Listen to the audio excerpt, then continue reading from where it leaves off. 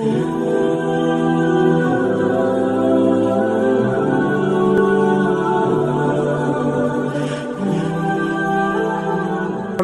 আজকে আমাদের সাপ্তাহিক উন্মুক্ত আকীদা দর্সের আলোচ্য বিষয় হচ্ছে আল্লাহর হাকিমিয়া বনাম বাংলাদেশের সংবিধান। আল্লাহর হাকিমিয়াটা কি এবং বর্তমান বাংলাদেশের সংবিধানটা কোন অবস্থানে আছে?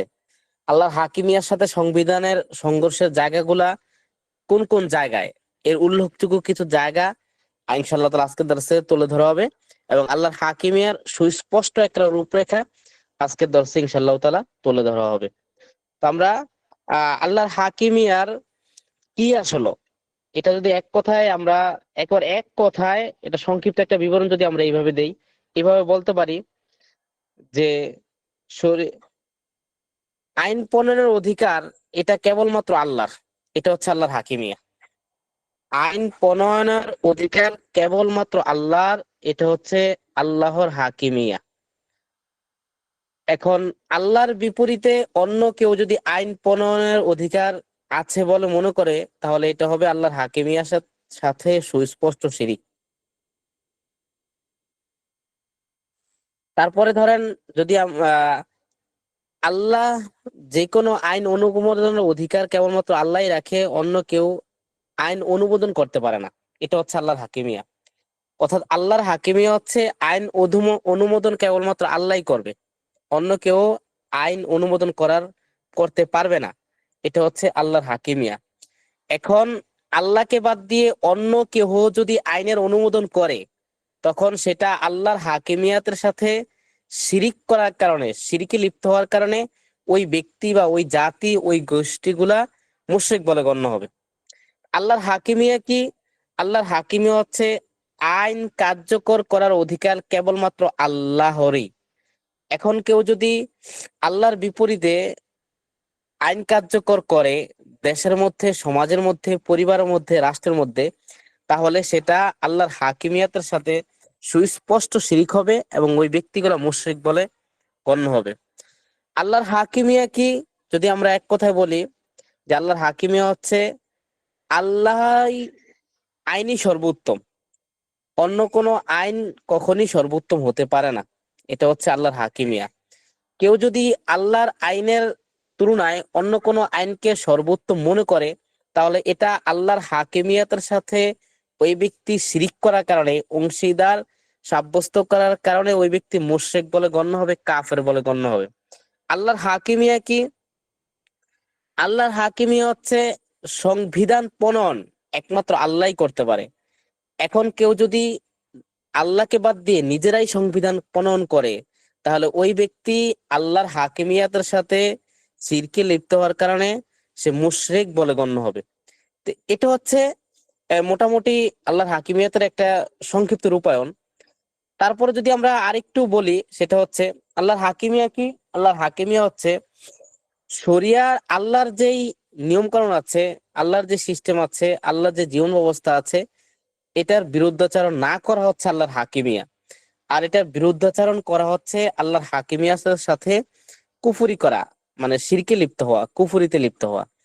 যে ব্যক্তি এটা করবে, ওই ব্যক্তি আল্লাহর হাকিমিয়াতকে বিরুদ্ধাচরণ করার কারণে, আল্লাহর নিয়ম সিস্টেম কানুনকে, ব্যবস্থাপনাকে বিরুদ্ধাচরণ করার কারণে ওই ব্যক্তি কাফের বলে গণ্য হবে।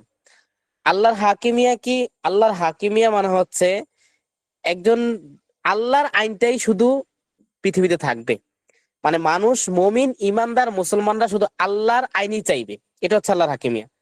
মমিন, মুসলমান, ইমানদাররা শুধু আল্লাহর নিয়মটা, আল্লাহর সিস্টেমটা, আল্লাহর জীবন ব্যবস্থাটাকেই চাইবে, এটা হচ্ছে আল্লাহর হাকিমিয়া।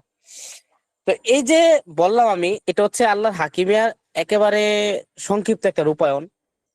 আবার যদি এক কথায় আবারও একটু আরো সংক্ষিপ্ত করে আমি বলি আল্লাহর হাকিমের সংক্ষিপ্ত রূপায়ণটা, আরো সংক্ষিপ্ত ভাবে যদি আমি বলি, তাহলে একেবারে মনোযোগ সহকারে শুনেন।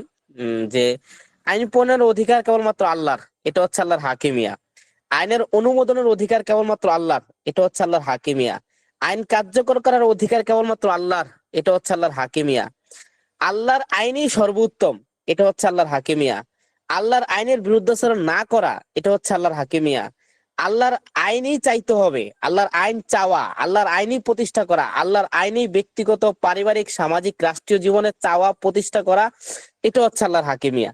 এখন এই যে কেউ যদি আল্লাহর হাকিমিয়ার বিপরীতে অন্য কারো হাকিমিয়া, নিয়ম কানুন তৈরি করার অধিকার আছে, অনুমোদন অন্য কারো দেওয়ার অধিকার আছে, কার্যকর করার অধিকার আছে, আল্লাহর হাকিমিয়ার বিপরীত অর্থাৎ আল্লাহর নিয়ম কানুনের বিপরীত, আল্লাহর সিস্টেমের বিপরীত, আল্লাহর ব্যবস্থাপনার বিপরীত অন্য কোনো ব্যবস্থাপনাকে দেখে উত্তম মনে করে, আল্লাহর সিস্টেম নিয়ম কানুনকে যদি কেউ বিরুদ্ধাচরণ করে, আল্লাহর শরিয়াকে যদি কেউ না চায়, তাহলে এই ব্যক্তি আল্লাহর হাকিমিয়াতের সাথে শিরকে লিপ্ত হওয়ার কারণে এই ব্যক্তি কাফের বলে গণ্য হবে। তো আল্লাহর শরিয়ার, আল্লাহর হাকিমিয়ার সাথে বিরুদ্ধাচরণ করা, এর কয়েকটা উদাহরণ পেশ করি। এক নাম্বার, যেমন আল্লাহ পাক রব্বুল আলামিন সুদকে হারাম করেছেন। এখন কেউ যদি এই সুদকে হারাম করার পরিবর্তে দেশের অর্থনৈতিক ব্যবস্থাপনার মূল ভিত্তি সুদকে বানায়, তাহলে এটা আল্লাহর হাকিমিয়াতের সাথে সে শিরকে লিপ্ত হলো, সে আল্লাহর হাকিমিয়াতের সাথে শিরকে লিপ্ত হলো। আল্লাহ পাক রব্বুল আলামিন পদ্মা ব্যবস্থাপনাকে ফরজ করেছেন। এখন কেউ যদি পদ্মা ব্যবস্থাপনাকে নরমাল করে ঐচ্ছিক বানায়, পদ্মা ব্যবস্থাপনাকে ঐচ্ছিক বানায়, ইচ্ছা করলে পদ্মা করবে, ইচ্ছা করলে করবে না, তাহলে সে আল্লাহর হাকিমিয়াতের সাথে শিরকে লিপ্ত হওয়ার কারণে কাফের বলে গণ্য হবে। আল্লাহ পাক রব্বুল আলামিন মদকে হারাম করেছেন। এখন কেউ যদি মদের লাইসেন্স দেওয়ার নাম করে মদের বারের অনুমোদন দিয়ে দেয়, তাহলে আল্লাহর হাকিমিয়াতের সাথে শিরকে লিপ্ত হওয়ার কারণে ওই ব্যক্তিগুলা কাফের বলে গণ্য হবে। কোন রাষ্ট্র যদি এটা করে, ওই রাষ্ট্রটা কুফরি রাষ্ট্র বলে গণ্য হবে। আল্লাহ পাক রব্বুল আলামিন জিনাকে হারাম করেছেন। এখন কোন রাষ্ট্র বা কোন সংবিধান যদি জিনার অনুমোদন দিয়ে দেয় পতিতালয়ের নামে, তাহলে সেটা আল্লাহর হাকিমিয়াতের সাথে সুস্পষ্ট শিরিক হবে, ওই ব্যক্তিগুলা কাফের মুশরিক বলে গণ্য হবে। আল্লাহ পাক রব্বুল আলামিন জিহাদকে ফরজ করেছেন। এখন কেউ যদি জিহাদকে জঙ্গিবাদ, উগ্রবাদ বলে, মৌলবাদ বলে এটাকে নিষিদ্ধ করে, জিহাদের কথা বললে কাউকে গ্রেফতার করে, প্রতিরোধ গড়ে তোলে, তার বিরুদ্ধে আইন করে, তাকে খুন করে, তাকে গুম করে, তার বাড়ি থেকে তাকে বিচ্ছিন্ন করে, তার পিতামাতা থেকে তাকে বিচ্ছিন্ন করে, তাকে সমাজে অবাঞ্ছিত লাঞ্ছিত হিসাবে উপস্থাপন করে, তাহলে এই ব্যক্তি আল্লাহর হাকিমিয়াতের সাথে লিপ্ত হওয়ার কারণে কাফের বলে গণ্য হবে। আল্লাহ পাক রব্বুল আলামিন জিহাদের জন্য জিহাদের প্রস্তুতি নেওয়াকে ফরজ করেছেন। এখন কেউ যদি জিহাদের প্রস্তুতি নিতে চায়, আর যদি কোন রাষ্ট্র, কোন সংবিধান, কোন রাষ্ট্রের নীতিমালা, কোন রাষ্ট্রের প্রশাসন যদি ওই লোকদের উপর আক্রমণ করে, ওই লোকদেরকে গ্রেফতার করে, ওই লোকদেরকে প্রতিপক্ষ বানায়, ওই লোকদেরকে শত্রু হিসাবে জাতির কাছে উপস্থাপন করে, তাহলে এমন রাষ্ট্র, এমন প্রশাসন, এমন পুলিশ বাহিনী, এমন বিডিআর বাহিনী, এমন র্যাব বাহিনী, এমন প্রত্যেকটা প্রশাসনিক ব্যক্তিরা দলগতভাবে কাফের বলে গণ্য হবে। যেই প্রশাসন, যেই সংবিধান, যেই রাষ্ট্র আল্লাহর জিহাদ করতে দেয় না, আল্লাহর ফরজ বিধান জিহাদকে বাস্তবায়ন করতে দেয় না, আল্লাহর ফরজ বিধান জিহাদকে বাস্তবায়ন করার জন্য প্রস্তুতি নেওয়ার যে বিধান আছে এটাকে বাস্তবায়ন করতে দেয় না, তাহলে এই রাষ্ট্র, এই সংবিধান, এই প্রশাসন দলগতভাবে এরা কাফের বলে গণ্য হবে। এরা দলগতভাবে কাফের বলে গণ্য হবে আল্লাহর হাকিমিয়তের সাথে শিরকে লিপ্ত হওয়ার কারণে।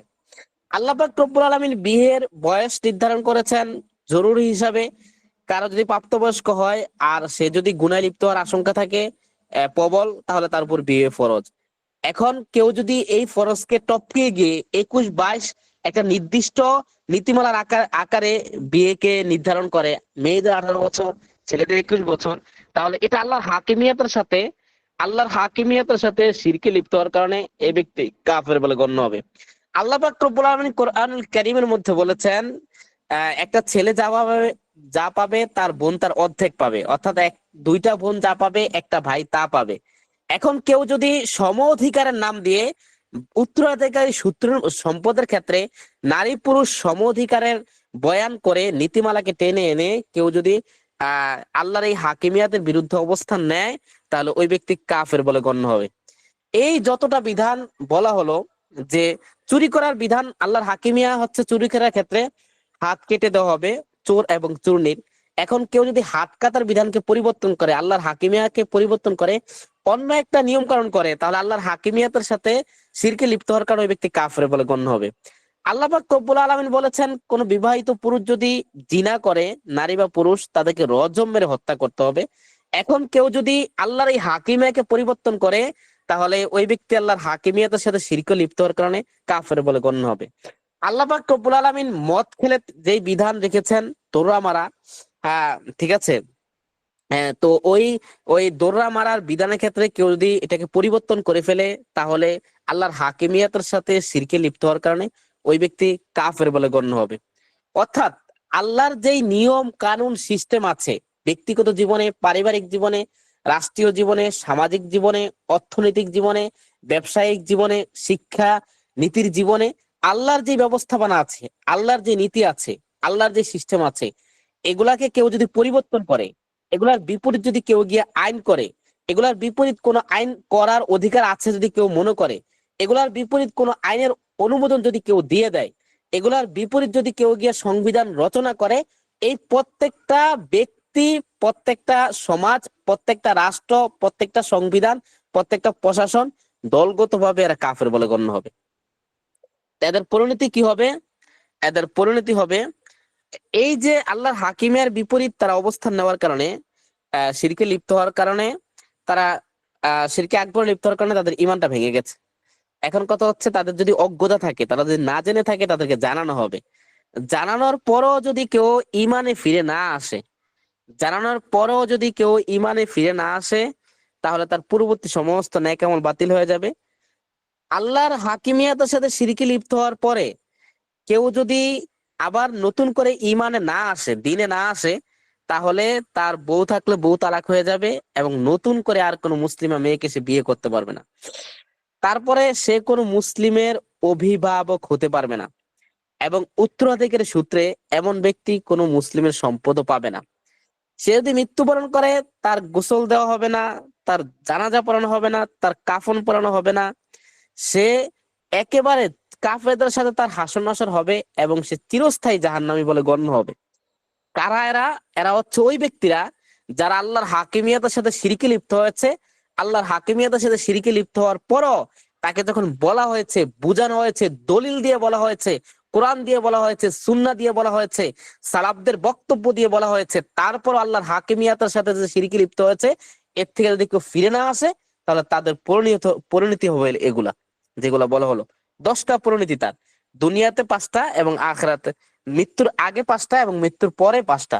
মৃত্যুর আগে 5টা হলো তার ইমান চলে গেছে বলে গণ্য হবে, তার পূর্ববর্তী নেক আমল বাতিল হয়ে যাবে। 3 নাম্বার, তার বউ তালাক হয়ে যাবে, পরবর্তীতে সে কোনো মমিনকে বিয়ে করতে পারবে না, মমিনাকে। 4 নাম্বার, সে কারো অভিভাবক হতে পারবে না। 5 নাম্বার, সে উত্তরাধিকারী সূত্রে কোনো মুসলিমের সম্পদ পাবে না। এটা হচ্ছে মৃত্যুর আগের তার আহ অপূরণীয় ক্ষতি এবং তার পরিণতি।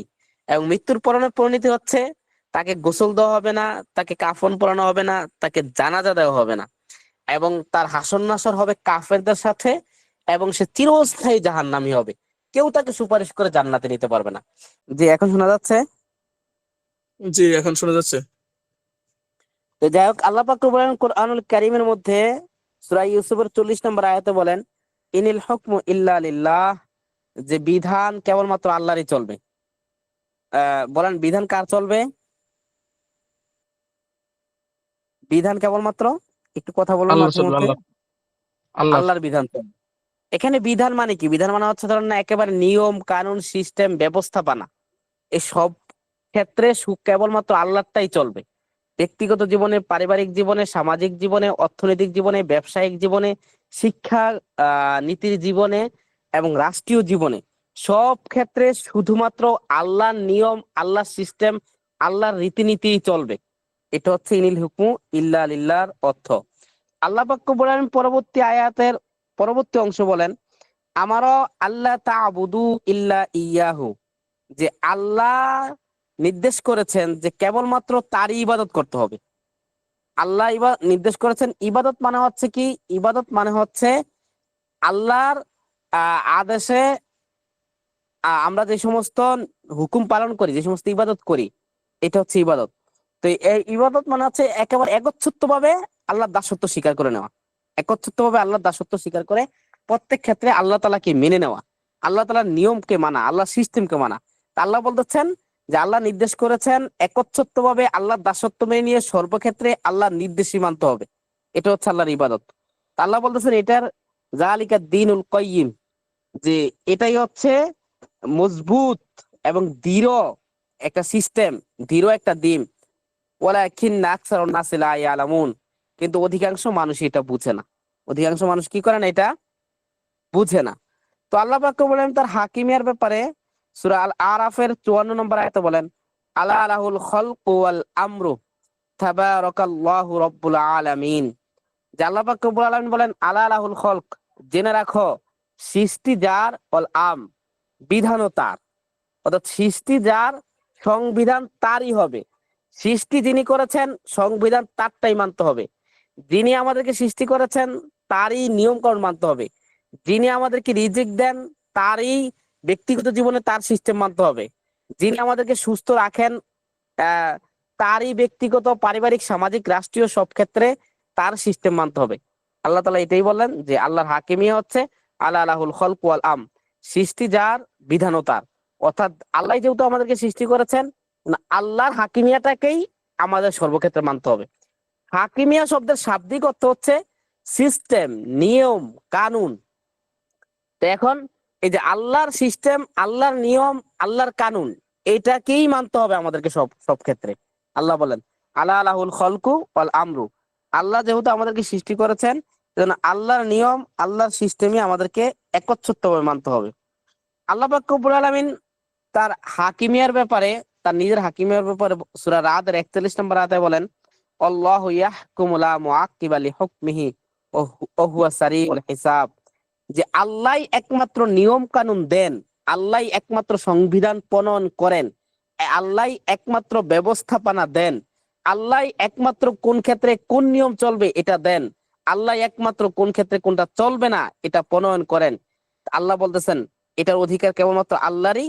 লা মুআক্কিবা লিহুকমি, আল্লাহ যেই নিয়মকে কার্যকর করেন, আল্লাহ যেই নিয়মকে অনুমোদন করেন, আল্লাহ যেই নিয়মকে একেবারে সিদ্ধান্ত দিয়ে দেন, যেই নিয়মের, এই নিয়মকে পশ্চাতে নিক্ষেপ করার অধিকার কারণেই, এই এই নিয়মকে বাদ দেওয়ার অধিকার কারণেই, এই নিয়মকে বাদ দিয়ে অন্য নিয়ম করবে এই অধিকার কারণেই, এই নিয়মের বিরোধিতা করার অধিকার কারণেই, এই নিয়মের থেকে অন্য কোন নিয়মকে উত্তম বলার কোনো অধিকার কারো নেই। তো এবার দেখেন আল্লাহ বলেন আল্লাহু ইয়াহকুম, আল্লাহ নিয়ম কানুন দেন, আল্লাহ সিস্টেম দেন, আল্লাহ ব্যবস্থাপনা দেন। লা মুআক্কিবা লিহুকমিহি, তার বিধানকে বাদ দেওয়ার, তার বিধানকে পশ্চাতে নিক্ষেপ করার, তার বিধানকে খারাপ বলার, তার বিধান থেকে অন্য কোনো বিধানকে উত্তম বলার, তার বিধানকে বাদ দিয়ে অন্য কোনো বিধানকে কার্যকর করার, তার বিধানকে বাদ দিয়ে অন্য কোনো বিধানের অনুমোদন করার, তার বিধানকে বাদ দিয়ে অন্য কোনো বিধান তৈরি করার অধিকার কারণেই আল্লাহ বললেন।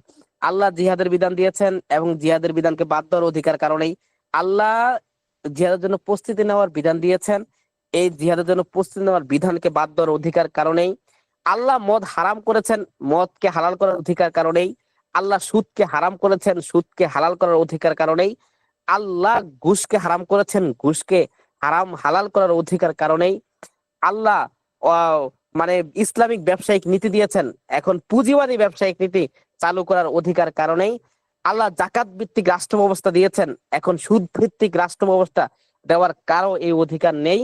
আল্লাহ পাক রব্বুল আলামিন চারটা বিয়ে করার অধিকার দিয়েছেন এক একটা পুরুষকে, এখন আইন করে এই বিধানকে পরিবর্তন করার অধিকার কারণেই আল্লাহ পাক রব্বুল আলামিন যে কোনো বয়সে যে ছেলে মেয়েকে বিয়ে দেওয়ার অধিকার আল্লাহ দিয়েছেন, এই আইন আল্লাহ দিয়েছেন, এই নিয়ম আল্লাহ করেছেন। এখন এটার বিপরীত আইন করার অধিকার, এটার বিপরীত আইন কার্যকর করার অধিকার, এটার বিপরীত আইন তৈরি করার অধিকার, এটার বিপরীত আইন অনুমোদন করার অধিকার, এই কোনোটাই কারণে, এই কোনোটাই কি কারণে, এটাই অর্থ হচ্ছে আল্লাহু ইয়াহকুমু লা মুআক্কিবা লিহুকমিহি ওয়া হুয়া সারিউল হিসাব।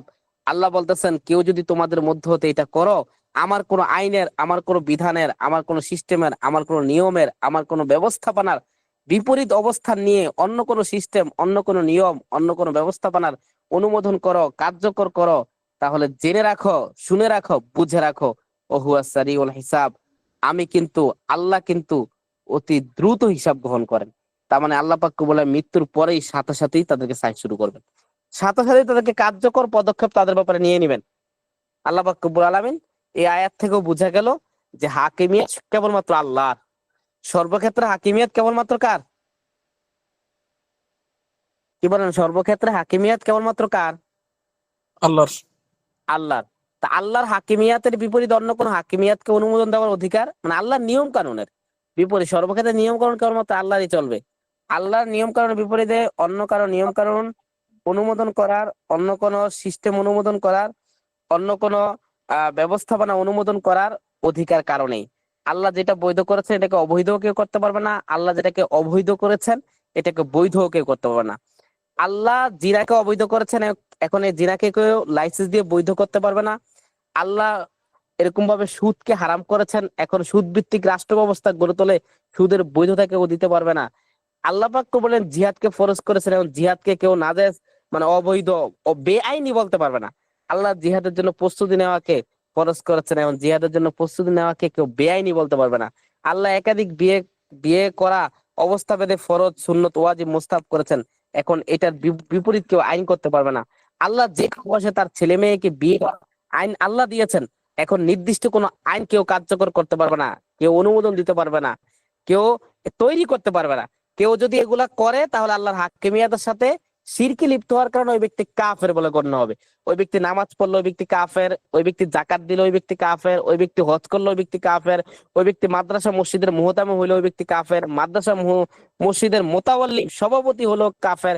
পুরা বাংলাদেশের সব মসজিদ যদি ওই এমন ব্যক্তি তৈরি করে দেয় তাহলে এমন এমন ব্যক্তি তারপরও, যেহেতু সে আল্লাহর হাকিমিয়াতের বিপরীত তার অবস্থা, যেহেতু সে আল্লাহর হাকিমিয়াতের সাথে শিরকে লিপ্ত, যেহেতু সে আল্লাহর হাকিমিয়াত বাদ দিয়ে নিজস্ব হাকিমিয়াত প্রতিষ্ঠা করতে চায়, যেহেতু সে আল্লাহর হাকিমিয়াতের বিপরীত সে অন্য কোন হাকিমিয়াতকে কার্যকর করতে চায়, যেহেতু সে আল্লাহর হাকিমিয়াতের বিপরীত অন্য কোন হাকিমিয়াত প্রতিষ্ঠা করা যায় এমন অধিকার কারো আছে এটা বলতে চায়, এটা বলে এমন মনে করে, যেহেতু সে আল্লাহর হাকিমিয়াতের বিপরীত অন্য কোন হাকিমিয়াতকে অনুমোদন দিয়ে দিয়েছে, এই জন্য এই ব্যক্তি কাফের। ইসলামের যত আমলই করুক এই ব্যক্তি কাফের বলে গণ্য হবে। আল্লাহ পাক বলেন তার হাকিমিয়াতের ব্যাপারে সূরা আলে ইমরানের 83 নম্বর আয়াতে বলেন, আফা গায়রা দীনিল্লাহি ইয়াবগুন ওয়ালাহু আসলামা মান ফিস সামাওয়াতি তাওআউ ওয়াল মান ফিস সামাওয়াতি ওয়াল আরদি তাওআউ ওয়া কারহা ওয়া ইলাইহি ইউরজাউন। আল্লাহ বলেন আফা গায়রা দীনিল্লাহি ইয়াবগুন, তোমরা কি আল্লাহর দ্বীনের বিপরীতে অন্য কোন দ্বীন কামনা করো, তালাশ করতেছো?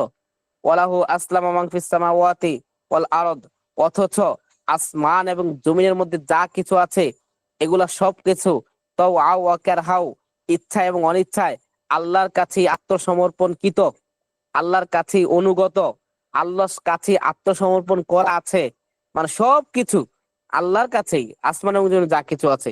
আর তোমরা সেই আসমান এবং জমিনের মধ্যে মাত্র একটা মাখলুক হইয়া, যেখানে সবাই আল্লাহর অনুগত, আল্লাহর নিয়মের কাছে, আল্লাহর নিয়মের প্রতি সবাই যেখানে আত্মসমর্পণ করা আছে, সবাই অনুগত করা আছে, আল্লাহর নিয়মেই সবাই মানতেছে, আর তোমরা কি করতেছো?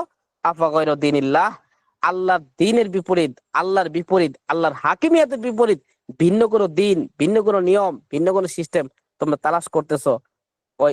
ওয়া ইলাইহি ইউরজাউন, এবং তার দিকেই ফিরে যাবে, মানে সমস্ত কিছু তার দিকেই ফিরে যাবে।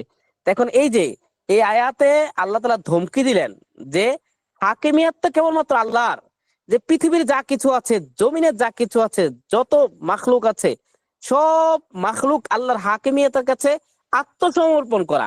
আর তোমরা একটা নগণ্য মাখলুক হয়ে মাত্র দুইটা হাত আছে, দুইটা পা আছে, দুইটা চোখ আছে, ঠিক আছে, সাড়ে তিন হাত একটা দেহ আছে, তো এই ধরনের একটা মানুষ নামক মাখলুক হয়ে তোমরা আমার বিপরীত ভিন্ন হাকিমিয়াতকে চাচ্ছ, ভিন্ন নিয়মকে চাচ্ছ, ভিন্ন ব্যবস্থাপনাকে চাচ্ছ, ভিন্ন সিস্টেমকে চাচ্ছ, না, এটা হইতেই পারে না। তো এই আয়াতে আল্লাহ বলেন কি, যে না, হাকিমিয়াতটা কেবল আমারটাই চাইতে হবে, অন্য কারো হাকিমিয়াত চাওয়া যাবে না। তো এই আয়াত থেকে বোঝা গেল হাকিমিয়াতটা কেবলমাত্র আল্লাহরই, অন্য কারো হাকিমিয়াত কখনোই দুনিয়াতে হতে পারে না। যেহেতু আল্লাহ আমাদের সৃষ্টি করেছেন, হাকিমিয়াত কেবলমাত্র আল্লাহরটাই চলবে, মানে বিচার সিস্টেম এবং সমাজ ব্যবস্থার সিস্টেম এবং পারিবারিক ব্যবস্থাপনার সিস্টেম, রাষ্ট্রীয় ব্যবস্থাপনার সিস্টেম, অর্থনৈতিক ব্যবস্থাপনার সিস্টেম, ব্যবসায়িক ব্যবস্থাপনার সিস্টেম, শিক্ষার ব্যবস্থাপনার সিস্টেম, এই সব ক্ষেত্রে কেবলমাত্র আল্লাহর সিস্টেমই চলবে, মানে আল্লাহর হাকিমিয়া চলবে, মানে কেবলমাত্র আল্লাহর সিস্টেমই চলবে। এর থেকে এটা বোঝা গেল। তারপরে আল্লাহর হাকিমিয়াতের ব্যাপারে আল্লাহ তার নিজেই বলেন সূরা আল মায়াদার 50 নম্বর আয়াতে আল্লাহ বলেন আফা হুকমাল জাহিলিয়াতি ইয়াবগুন ওয়া মান আহসানু মিনাল্লাহি হুকমান লিকাউমিন ইউকিনুন। আফা হুকমাল জাহিলিয়াতি, তোমরা কি জাহিলি ব্যবস্থাপনা, জাহিলি সিস্টেম, জাহিলি হাকিমিয়া, জাহিলি নিয়ম নীতি তোমরা কামনা করো, ইয়াবগুন কামনা করো, অথচ ওমান আহসানু মিনাল্লাহি, আল্লাহর চাইতে উত্তম হুকমান, যে বিধানদাতার কে আছে? আল্লাহর চাইতে উত্তম বিধানদাতা, আল্লাহর চাইতে উত্তম জীবন ব্যবস্থাপনা দাতা, আল্লাহর চাইতে উত্তম সংবিধান প্রণেতা আর কে আছে? ওমান আহসানু মিনাল্লাহি হুকমান, আল্লাহর চাইতে উত্তম সংবিধান প্রণেতা আর কে আছে? লিকাউমি ইউকিনুন, যে যারা আখিরাতের প্রতি বিশ্বাস রাখে, যারা আল্লাহর প্রতি বিশ্বাস রাখে এদের জন্য, যারা আখিরাতের প্রতি বিশ্বাস রাখে, যারা আল্লাহর প্রতি বিশ্বাস রাখে এদের জন্য আল্লাহর চাইতে উত্তম সংবিধান প্রণেতা, উত্তম নিয়মদাতা, উত্তম সিস্টেম দাতা আর কেউ নাই। সুতরাং এই যে তোমরা জাহিলিয়ার সিস্টেম চাচ্ছ, জাহিলি জীবন অবস্থা চাচ্ছ, জাহিলি রীতিনীতি চাচ্ছ, এই গণতন্ত্র নামক জাহিলিয়াকে চাচ্ছ, সমাজতন্ত্র নামক জাহিলিয়াকে চাচ্ছ, সেকুলারিজম নামক জাহিলিয়াকে চাচ্ছ, জাতীয়তাবাদ নামক জাহিলিয়াকে চাচ্ছ, তো এগুলা তো মানে জাহিলিয়া। তো অথচ যারা ইমানদার তাদের জন্য তো আল্লাহর চাইতে বেশি, আল্লাহর চাইতে উত্তম নিয়ম কানুন সিস্টেম দাতা আর কেউই হইতে পারে না। সুতরাং এই আয়াত থেকেও আল্লাহ তাআলা ক্লিয়ার বললেন যে হাকিমিয়া কেবলমাত্র আল্লাহর চাইতে হবে, আর আল্লাহর হাকিমিয়াতের বিপরীতে যা কিছু আছে সবগুলো হচ্ছে জাহিলিয়া। বলেন আল্লাহর হাকিমিয়াতের বিপরীত, অর্থাৎ আল্লাহর নীতিনীতির বিপরীত, আল্লাহর সিস্টেমের বিপরীত, আল্লাহর আইনের বিপরীত, আল্লাহর বিধানের বিপরীত, আল্লাহর শরিয়ার বিপরীত যা কিছু আছে এই সবটাই হচ্ছে জাহিলিয়া। এক কথা জাহিলিয়া কি? শরিয়ার বিপরীত যা কিছুই প্রত্যেকটা জাহিলিয়া। এখন আমাদের সমাজে যা কিছু আছে সবকিছু শরিয়ার বিপরীতই। সুতরাং বোঝা গেল আমাদের পুরো সমাজটি হচ্ছে এখন জাহিলি সমাজ, আমাদের পুরো সমাজটি হচ্ছে এখন কুফরি সমাজ, আমাদের পুরো সমাজটি হচ্ছে এখন নিফাকি সমাজ, আমাদের পুরো সমাজটি হচ্ছে এখন শিরকি সমাজ। শুধু সমাজ না, আমাদের আমাদের পুরো পরিবারটা, আমাদের পুরো রাষ্ট্রটা, আমাদের পুরো ব্যবসায়িক সিস্টেমটা, আমাদের পুরো অর্থনীতি সিস্টেমটা, আমাদের পুরা শিক্ষানীতি সিস্টেমটা, এই সব সিস্টেমটা এখন শিরিকি, কুফুরি, নিফাকি এবং জাহিলি সিস্টেম আমাদের, এই সবগুলাই। তো আল্লাহ পাক কোরআনে বলতেছেন তোমরা কি জাহিলি সিস্টেম চাও? অথচ আল্লাহ তাআলাই তো হচ্ছে সর্বোত্তম সিস্টেম দাতা, সর্বোচ্চ আইন দাতা, সর্বোচ্চ সংবিধান দাতা। কাদের জন্য? যারা আল্লাহকে বিশ্বাস করে, যারা আখিরাতকে বিশ্বাস করে, যারা কোরআনকে বিশ্বাস করে, যারা হাদিসকে বিশ্বাস করে, যারা জান্নাতকে বিশ্বাস করে, যারা জাহান্নামকে বিশ্বাস করে, তাদের জন্য আল্লাহই হচ্ছে সর্বোচ্চ আইনদাতা, আল্লাহই হচ্ছে সর্বোত্তম সংবিধান প্রণেতা, আল্লাহই হচ্ছে সর্বোচ্চ সিস্টেম দাতা, আল্লাহই হচ্ছে সর্বোত্তম নিয়ম দাতা, আল্লাহই হচ্ছে সর্বোত্তম কানুন দাতা। এখন দেখেন, যারা আল্লাহকে সর্বোত্তম কানুন দাতা এখন কার্যত মানে না, মানে আল্লাহর কানুন না মানেই কিন্তু আল্লাহকে কানুন দাতা না মানা, আল্লাহর সিস্টেম না মানেই কিন্তু আল্লাহকে সংবিধান প্রণেতা না মানা, মানে আল্লাহকে রব হিসাবে না মানা, আল্লাহর নিয়ম না মানাই কিন্তু আল্লাহকে রব হিসাবে না মানা, আল্লাহর সিস্টেম না মানাই কিন্তু আল্লাহকে রব হিসাবে না মানা, আল্লাহর সংবিধান না মানাই কিন্তু আল্লাহকে রব হিসাবে না মানা, আল্লাহর নিয়মেই কেবলমাত্র চলবে এটা মনে না করা হচ্ছে আল্লাহকে রব হিসাবে মনে না মানা, আল্লাহর হাকিমিয়ার বিপরীত অন্য কোন হাকিমাকে মানা যায় এটা মনে করা হচ্ছে আল্লাহকে না মানা, আল্লাহর হাকিমিয়ার বিপরীত অন্য কোন হাকিমিয়াকে কার্যকর করা যায় এটা মনে করা মানে হচ্ছে আল্লাহকে রব হিসাবে না মানা, আল্লাহর হাকিমিয়ার বিপরীত অন্য কোন হাকিমিয়ার অনুমোদন করা যায় এটা মনে করা মানে হচ্ছে আল্লাহকে রব হিসাবে মনে না করা, আল্লাহ যেই বিধান দিয়েছেন এই বিধানের বিপরীত আইন করা মানে হচ্ছে আল্লাহকে রব হিসাবে মনে না করা, আল্লাহ জিহাদকে ফরজ করেছেন এখন জিহাদকে বেআইনি মনে করা হচ্ছে আল্লাহকে রব হিসাবে না মানা, আল্লাহ জিহাদের জন্য প্রস্তুতি নেওয়াকে ফরজ করেছেন এখন প্রস্তুতি বিপরীত আইন করা মানে হচ্ছে আল্লাহকে রব হিসাবে না মানা, আল্লাহ সুদকে হারাম করেছেন এখন সুদকে বৈধ করা মানে হচ্ছে আল্লাহকে রব হিসাবে না মানা, আল্লাহ ঘুষকে হারাম করেছেন এখন ঘুষকে বৈধ করা মানে হচ্ছে আল্লাহকে রব হিসাবে না মানা, আল্লাহ জিনাকে হারাম করেছেন এখন জিনাকে হালাল করা মানে হচ্ছে আল্লাহকে রব হিসাবে না মানা, আল্লাহ এরকম ভাবে মদকে হারাম করেছেন এবং মদকে হারাম না মানা, বৈধ করা এটা হচ্ছে আল্লাহকে রব হিসাবে না মানা। একটু চিন্তা করে দেখেন তো, মানে এই দৃষ্টিকোণ থেকে আল্লাহর ব্যবস্থা মানে একমাত্র সংসারে চলবে, পরিবারে চলবে, আল্লাহর নিয়ম নীতি একমাত্র পরিবারে চলবে, এটাকে না মানা মানে হচ্ছে আল্লাহকে রব হিসাবে না মানা। আল্লাহর সিস্টেমে, আল্লাহর হাকিমে কেবলমাত্র সমাজে চলবে, এটাকে না মানা মানে হচ্ছে আল্লাহকে রব হিসাবে না মানা। আল্লাহর নিয়ম নীতি, আল্লাহর সিস্টেমে কেবলমাত্র ব্যবসার ক্ষেত্রে চলবে, এটাকে না মানা মানে হচ্ছে আল্লাহকে রব হিসাবে না মানা। আল্লাহর নিয়ম নীতি কেবলমাত্র অর্থনৈতিক সিস্টেমে চলবে, এটাকে না মানা মানে হচ্ছে আল্লাহকে না মানা, রব হিসাবে না মানা। আল্লাহর নিয়ম নীতি কেবলমাত্র রাষ্ট্রীয় ভাবে চলবে, এটাকে না মানা মানে হচ্ছে আল্লাহকে রব হিসাবে না মানা।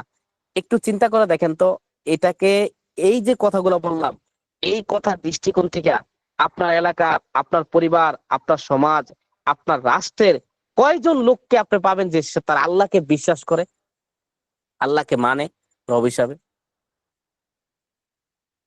মানে লাখে একজন পাওয়া যায় কিনা, আমার কাছে এটা সন্দেহ মনে হয় যে আমাদের এই সমাজের মানুষেরা আল্লাহকে মানে এমন লোকের সংখ্যা 1 লাখের মধ্যে একজন আছে কিনা, এটাও সন্দেহ। এক্ষেত্রেও আমি সন্দিয়া, 1 লাখের মধ্যে একজন আছে কিনা। আরে ভাই, যে ব্যক্তি শরিয়াকে চায় না, সে কিভাবে আল্লাহকে মানে? যে ব্যক্তি শরিয়ার বিপরীত আইন প্রণয়ন করার অধিকার কারো আছে এটা মনে করে, সেই ব্যক্তি কিভাবে আল্লাহকে মানে? যে ব্যক্তি শরিয়ার বিপরীত আইনকে কার্যকর করে, সেই ব্যক্তি কিভাবে আল্লাহকে মানে? যে ব্যক্তি শরিয়ার বিপরীত আইনকে অনুমোদন করে, সেই ব্যক্তি কিভাবে আল্লাহকে মানে? যেই ব্যক্তি শরিয়ার আইন জিহাদকে পরিবর্তন করে, এটাকে জঙ্গিবাদ বলে, সেই ব্যক্তি কিভাবে আল্লাহকে মানে? যে ব্যক্তি আল্লাহর আইন জিহাদের জন্য প্রস্তুতি নেওয়া, এটাকে জঙ্গিবাদ, উগ্রবাদ বলে, এদেরকে গ্রেফতার করে, এই ব্যক্তি আবার কিভাবে আল্লাহকে মানে? যে ব্যক্তি আল্লাহর বিবাহর বিধান দিয়েছেন, যে কোনো বয়সে বিয়ে দেওয়া যায়, বিবাহর বিধানকে পরিবর্তন করে, যে কোনো বিয়ে বিধান, বিবাহ দিলে তাকে জেলখানায় নেয়, তাকে আবদ্ধ করে, তার বিরুদ্ধে মামলা করে, তাকে জেলের ভাত খাওয়ায়, এই ব্যক্তি আবার কিভাবে আল্লাহকে মানতে পারে? যে ব্যক্তি পারিবারিক ব্যাপারে, সামাজিক ব্যাপারে, রাষ্ট্রীয় ব্যাপারে যারা আল্লাহর বিধান চায়, কোরআন চায়, খেলাফত চায়, শরিয়া চায়, জিহাদ চায়, এরকম ভাবে রজম মেরে হত্যা করা চায়, চুরি করলে হাত কেটে দেওয়া চায়, এদেরকে যারা, এই আইনগুলোকে যারা বর্বরতা বলে, এদেরকে যারা এরকম ধর্মান্ধ বলে, মৌলবাদী বলে, এই লোকগুলা কখনোই মুসলিম হতে পারে না। এই লোকগুলা পাক্কা কাফের। এই লোকগুলা নামাজ পড়লেও কাফের, রোজা রাখলেও কাফের, হজ করলেও কাফের, জাকাত দিলেও কাফের, 24 ঘন্টা নামাজ ইবাদতের মধ্যে লিপ্ত থাকলেও কাফের। এই লোকগুলা কাফের না হলে আবু জাহেলও কাফের না। যারা আল্লাহর শরিয়াকে চায় না, আল্লাহর নিয়মকরণকে চায় না, আল্লাহর নিয়মকরণের বিপরীত আইন নিয়মকরণ প্রণয়ন করে, এরা যদি কাফের না হয়, আবু জাহেলও কাফের না। কারণ আবু জাহেলের কি দোষ করছে? যদি মানে এরা যদি কাফের না হয়ে থাকে, আবু জাহেল কি দোষ করছে? আবু জাহেল তো এর চাইতে ভালো ছিল। মানে তার ব্যক্তিগত ইবাদতের ব্যাপারে, ব্যক্তিগত ভাবে আল্লাহ আল্লাহ তাআলাকে মানার ব্যাপারে, আমাদের সমাজের মানুষ আল্লাহকে যেভাবে মানে আবু জাহেল তো এর চাইতে বেশি মানতো। আমাদের আর রুবুবিয়ার, তাওহীদুর রুবুবিয়ার যে আলোচনা গেছে, আমাদের এখানে বিস্তারিত আলোচনা করা আছে যে আবু জাহেল আমাদের সমাজে মানুষের আল্লাহকে যেভাবে মানে, বিশ্বাস করে, এর চাইতে ডাবল ভাবে বিশ্বাস করতো। তা ডাবল ভাবে বিশ্বাস করে আবু জাহেল কেন কাফের? কারণ আবু জাহেল আল্লাহর হাকিমকে মানেন নাই। আবু জাহেল যদি আল্লাহকে বিশ্বাস করে, আল্লাহ রুবুবিয়াকে বিশ্বাস করে, হাকিমিয়াকে না মানার কারণে কার্যতভাবে কাফের হয়ে থাকে, ঠিক আছে, তাহলে আমাদের সমাজে যে সমস্ত মানুষরা আল্লাহকে বিশ্বাস করে কিন্তু আল্লাহর হাকিমিয়াকে মানে না, পারিবারিক ভাবে আল্লাহর হাকিমিয়াকে মানে না, সামাজিক ভাবে আল্লাহর হাকিমিয়াকে মানে না, অর্থনৈতিক ব্যবস্থাপনার ক্ষেত্রে আল্লাহর হাকিমিয়াকে মানে না, ব্যবসা ব্যবস্থাপনার ক্ষেত্রে আল্লাহর হাকিমিয়াকে মানে না, শিক্ষা ব্যবস্থাপনার ক্ষেত্রে আল্লাহর হাকিমিয়াকে মানে না, রাষ্ট্রীয় ব্যবস্থাপনার ক্ষেত্রে আল্লাহর হাকিমিয়াকে মানে না, এই ব্যক্তিগুলো আবু জাহেলের মতোই কাফের। এই ব্যক্তিগুলো আবু জাহেলের মতো কাফের। যদিও আমরা দেখি তারা আমাদের সাথে নামাজ পড়ে, আমাদের সাথে রোজা রাখে, আমাদের সাথে হজ করে, আমাদের সাথে জাকাত দেয়, আমাদের সাথে ইফতার করে, আমাদের সাথে সাহারি করে, আমাদের সাথে দান সৎকা করে, আমাদের সাথে সালাম মুআনাকা করে, তারপরও এই ব্যক্তি কাফের। এই লোকগুলো কাফের কেন? এই লোকগুলো আল্লাহর হাকিমিয়াকে মানে না। এই লোকগুলো আল্লাহর হাকিমিয়াতের কথা শুনলে তাদের শরীর জ্বলে উঠে। এই লোকগুলো আল্লাহর হাকিমিয়াতের কথা যারা বলতে চায় তাদেরকে ধর্মান্ধ বলে। এই লোকগুলো আল্লাহর হাকিমিয়াতকে যারা বাস্তবায়ন করতে চায় তাদেরকে জঙ্গি বলে। এই লোকগুলো আল্লাহর হাকিমিয়াতকে যারা রাষ্ট্রীয়ভাবে চায় তাদেরকে এরকম ভাবে উগ্রবাদী বলে, রাষ্ট্রদ্রোহী বলে। এই লোকগুলো যদি কাফের না হয় তাহলে আবু জাহেলও কাফের না। এই লোকগুলো যদি কাফের না হয় তাহলে আবু জাহেলও কাফের না। তো যারা আল্লাহর হাকিমিয়াকে চায় না তারা হচ্ছে কাফের। তা আমরা এই আয়াত থেকে এগুলো বুঝতে পারলাম, আলহামদুলিল্লাহ। তারপরে আল্লাহর হাকিমিয়ার ব্যাপারে আল্লাহ তাআলা নিজেই বলেন সূরা আলে ইমরানের 19 নম্বর আয়াতে, আল্লাহ বলেন ইন্নাদ দীনা ইনদাল্লাহি আল ইসলাম, আল্লাহর কাছে একমাত্র মনোনীত ধর্ম হচ্ছে ইসলাম। অর্থাৎ আল্লাহর কাছে একমাত্র মনোনীত নিয়ম, নীতি, সিস্টেম, কানুন হচ্ছে ইসলাম। ইসলামে যেটা নিয়ম এটাই আল্লাহ তাআলার নিয়ম, ইসলামে যেটা নিয়ম এটাই আল্লাহর হাকিমিয়া। ইসলামে যেখানে যেটা করতে বলেছেন এটি আল্লাহর হাকিমিয়া। তো এক্ষেত্রেও আল্লাহ তাআলা তার হাকিমিয়ার ব্যাপারে বললেন যে একমাত্র ইসলামের নিয়ম কানুনটাই গ্রহণযোগ্য, বাকিগুলো অগ্রহণযোগ্য। অর্থাৎ আল্লাহর হাকিমিয়াই গ্রহণযোগ্য, বাকি সবগুলো অগ্রহণযোগ্য। আল্লাহর হাকিমিয়াকে যারা না চায় তারা তারা আসলে মুসলিম না। এবং আল্লাহর হাকিমিয়াতটা এই আয়াত থেকেও ক্লিয়ার হলো। তারপরে আল্লাহ বলছেন এবং আল্লাহর হাকিমিয়াতের বিপরীত যারা হাকিমিয়াতকে তালাশ করে আল্লাহ তাদের ব্যাপারে বলেন ওমাই ইয়াবতাগি গৈরুল ইসলামি দীনাং। আর যারা ওমাই ইয়াবতাগি ইসলামের বিপরীত যারা অন্য কোন সিস্টেম, নিয়ম, নীতি কালচার, তরিকা, তন্ত্র মন্ত্রের দিকে ঝুঁকে যায়, তন্ত্র মন্ত্রকে তালাশ করে, আল্লাহ বলেন ফালাই ইউকুবালা মিনহু, যা তাদের থেকে এই তন্ত্র মন্ত্র, এই গণতন্ত্র, এই সমাজতন্ত্র, এই জাতীয়তাবাদ, এই সেকুলারিজম, এগুলো তাদের থেকে গ্রহণ করা হবে না। ওহুয়াফিল আখিরাতি, এই আহ, মানে বর্তমানে সামাজিক রীতিনীতি, সামাজিক যে ধর্মের কালচার, এর দিকে যারা গ্রহণ করে ইসলামের বিপরীতে, এগুলো তাদের থেকে গ্রহণ করা হবে না। ওহুয়াফিল আখিরাতি, তারা আখিরাতের জীবনে হবে মিনাল খাসিরিন, জাহান্নামীদের অন্তর্ভুক্ত। আল্লাহ পাক রব্বুল আলামিন তার হাকিমিয়াতের ব্যাপারে সূরা আত-তাওবার 31 নম্বর আয়াতে বলেন ইত্তাখাযু আহবারহুম ওয়া রুহবানাহুম আরবাবাম মিন দুনিল্লাহ, যে তারা, তারা মানে এখানে বনি ইসরাইল, ইহুদিরা গ্রহণ করে নিয়েছে আহবারহুম, তাদের তাদের এরকম ভাবে পণ্ডিতদেরকে, ধর্মীয় পণ্ডিতদেরকে, অরহবানাহুম এবং দুনিয়া বৈরাগীদেরকে, মানে এখানে হলো খ্রিস্টানরা। ইহুদিরা তাদের ধর্মীয় পণ্ডিতদেরকে গ্রহণ করে নিয়েছে এবং খ্রিস্টানরা তাদের দুনিয়া বৈরাগীদেরকে গ্রহণ করে নিয়েছে আর বাবাম, রব হিসাবে, মিন দুনিল্লাহ, আল্লাহকে বাদ দিয়ে। এই আয়াত আল্লাহ নবী সাল্লাল্লাহু আলাইহি ওয়াসাল্লাম তেলাওয়াত করলেন আদি ইবনে হাতেমের কাছে। আদি ইবনে হাতেম বললেন যে হে নবী, আপনি যে বলতেছেন যে ইহুদিরা, খ্রিস্টানরা তাদের ধর্মগুরুদেরকে, তাদের দুনিয়া বৈরাগীদেরকে রব হিসাবে গ্রহণ করে নিয়েছে। রব তো ওই ব্যক্তিকে বলা হয় যার ইবাদত করা হয়। আমরা তো আমাদের ধর্মগুরুদেরকে এবং আমাদের দুনিয়া বৈরাগীদের ইবাদত করতাম না। তাহলে এটা কিভাবে এই কথা আপনি বলতেছেন, বা আল্লাহ কিভাবে এই কথা বললেন আমাদের ব্যাপারে? তখন নবী সাল্লাল্লাহু আলাইহি সাল্লাম বললেন, দেখো, আল্লাহর আল্লাহর শরিয়ার বিপরীতে, আল্লাহর আইনের বিপরীতে তোমাদের ধর্মগুরুরা যখন কোন আইন করত, তখন তোমরা সেটাকে আল্লাহর আইনের বিপরীত হওয়ার পরও তোমরা এটাকে মানতে কিনা? তো হ্যাঁ, মানতাম। হ্যাঁ, তারপরে আল্লাহর বিপরীত আবার আল্লাহ যেটা করতে বলেছেন, তোমাদের ধর্মগুলা ছাড়তে বললে তোমরা এটা ছেড়ে দিতে কিনা? হ্যাঁ, ছেড়ে দিতাম। আল্লাহ যেটা আল্লাহ যেটা ছাড়তে বলেছেন, এটা যদি তারা করতে বলতো, তো তোমরা এটা করতে কিনা? হ্যাঁ, আমরা করতাম। তখন আল্লাহ নবী সাল্লাল্লাহু আলাইহি ওয়াসাল্লাম আদি ইবনে হাতেমকে বললেন, এটাই হচ্ছে একজন ব্যক্তিকে রব হিসাবে গ্রহণ করে নেওয়ার মানে বাস্তবিক উদাহরণ। অর্থাৎ কেউ যদি কারো আল্লাহর বিপরীতে গিয়ে কারো নিয়ম মানে, কানুন মানে, সিস্টেম মানে, তার মানে অর্থ হচ্ছে ওই ব্যক্তি আল্লাহকে বাদ দিয়ে যার কানুন মানলো, আল্লাহর বিপরীতে গিয়া যার সিস্টেম মানলো, যার ব্যবস্থাপনা পারলো, এই তাকেই রব হিসাবে গ্রহণ করে নিল। তো এবার একটু চিন্তা করে দেখেন, আমাদের সমাজের প্রত্যেকটা মানুষ, প্রতিটা মানুষ, প্রত্যেকটা ঘরের প্রত্যেকটা মানুষ আল্লাহর বিপরীতে গিয়া, কেউ হয়তো সামাজিক রীতিনীতি মানতেছে, তেমন আল্লাহর বিপরীতে গিয়ে সামাজিক রীতিনীতিকে কি করতেছে? মানতেছে। তার মানে সমাজকে সে, সামাজিক ব্যবস্থাপনাকে সে রব হিসাবে গ্রহণ করে নিয়েছে। কেউ কেউ রাষ্ট্রীয় ব্যবস্থাপনাকে কি করতেছে? মানতেছে। তার মানে সে রাষ্ট্রকে রব হিসাবে গ্রহণ করে নিয়েছে। রাষ্ট্র নীতি নির্ধারক যারা আছে তাদেরকে রব হিসাবে গ্রহণ করে নিয়েছেন। এই আদি ইবনে হাতেমের যেই এই আয়াতের যে শারনুজুল, এই আয়াত দ্বারা স্পষ্ট বোঝা যাচ্ছে বর্তমানে আমাদের মধ্যে হতে যারা সামাজিক, ইসলামের বিপরীত দিকে সামাজিক রীতিনীতিকে প্রাধান্য দিচ্ছে, তারা সমাজকেই, সামাজিক ব্যবস্থাপনাকেই রব হিসেবে গ্রহণ করে নিয়েছে। এবং যারা রাষ্ট্রীয়, ইসলামের বিপরীত দিকে রাষ্ট্রীয় ব্যবস্থাপনাকে প্রাধান্য দিচ্ছেন, রাষ্ট্রীয় নীতি নির্ধারণ কে প্রাধান্য দিচ্ছেন, রাষ্ট্রীয় সিস্টেমকে প্রাধান্য দিচ্ছেন, তারা রাষ্ট্রকে রব হিসাবে গ্রহণ করে নিয়েছেন এবং রাষ্ট্রের নীতি নির্ধারকদেরকে রব হিসাবে গ্রহণ করে নিয়েছেন। এবার দেখেন আমাদের সমাজে এমন কয়জন লোক পাবেন যারা মনে করে এই রাষ্ট্র হচ্ছে কুফরি রাষ্ট্র, এই সংবিধান হচ্ছে কুফরি সংবিধান, এই সংবিধান মানলে কেউ মুসলমান থাকতে পারে না। এই সংবিধানের জন্য, সংবিধান প্রতিষ্ঠার জন্য মিছিল, মিটিং, নির্বাচন, ভোট করলে কেউই মুসলমান থাকতে পারে না। ঠিক আছে? যারা এই সংবিধান প্রতিষ্ঠা করার জন্য, সংবিধানকে রক্ষা করার জন্য, সংবিধানকে পাকাপোক্ত করার জন্য, সংবিধানকে বাস্তবায়ন করার জন্য মিছিল, মিটিং, ভোট, নির্বাচন করে, তারা পাক্কা কাফের। তারা নামাজ পড়লো কাফের, তারা রোজা রাখলো কাফের, তারা হজ করলো কাফের। এই যে এই যে একটা বিষয়, এটা কিন্তু আমাদের সমাজের মানুষের মধ্যে 1 লক্ষের মধ্যে আপনি একজন খুঁজে পাবেন না। তাহলে বোঝা গেল যে রব হিসাবে মানার অর্থ শুধু এটাই না যে আপনি রব রব কাউকে রব বলতেছেন, এটা মানে এমন ভাবে মানতে হবে রব এর যে সে আপনাকে খাওয়ায়, সে আপনাকে পালে, সে আপনাকে সৃষ্টি করেছে, সে আপনাকে সুস্থ করে, সে আপনাকে অসুস্থ করে। এমন যেহেতু আপনি কাউকে মনে করেন না, তার মানে আপনি তাকে রব মানতেছেন না, বিষয়টা এমন না। বিষয়টা হচ্ছে আমরা এই আয়াত থেকে যেটা বুঝতে পারলাম যে আল্লাহর বিপরীত দিকে কেউ যদি কোনো নিয়ম করে আর ওই ব্যক্তি যদি কেউ মানে, তাহলে যে নিয়ম করলো তাকে ওই ব্যক্তি রব হিসাবে গ্রহণ করে নিল।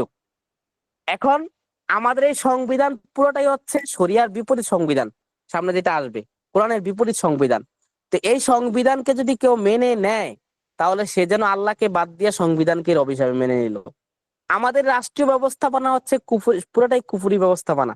এখন কেউ যদি এই রাষ্ট্রীয় ব্যবস্থাপনাকে মেনে নেয়, গ্রহণ করে নেয়, তাহলে সে যেন আল্লাহকে বাদ দিয়ে এই রাষ্ট্রীয় ব্যবস্থাপনাকেই গ্রহণ করে নিল, রব হিসাবে মেনে নিল।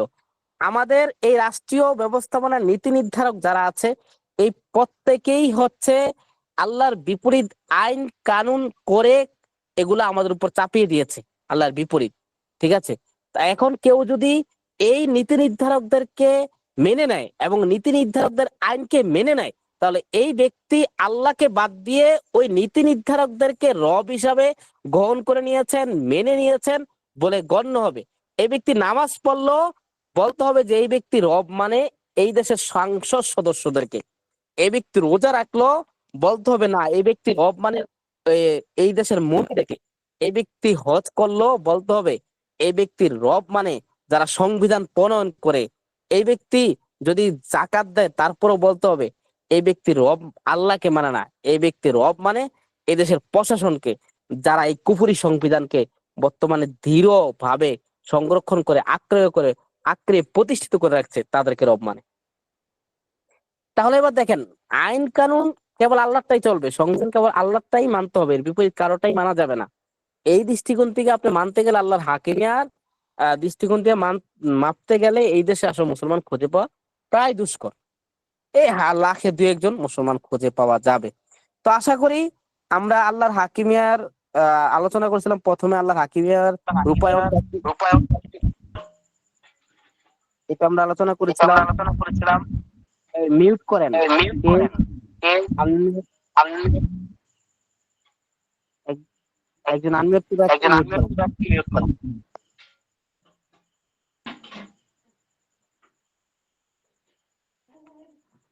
জি, আমরা প্রথমে আলোচনা করেছিলাম, মিউট করেন ভাই।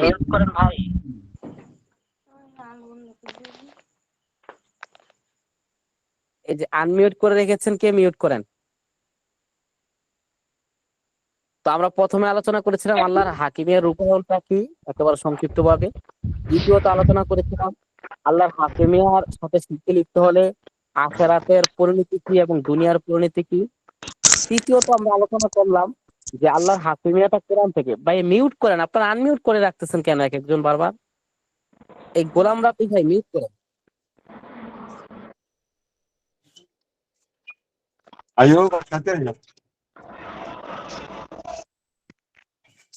এই গোলাম রাব্বি ভাই মিউট করেন।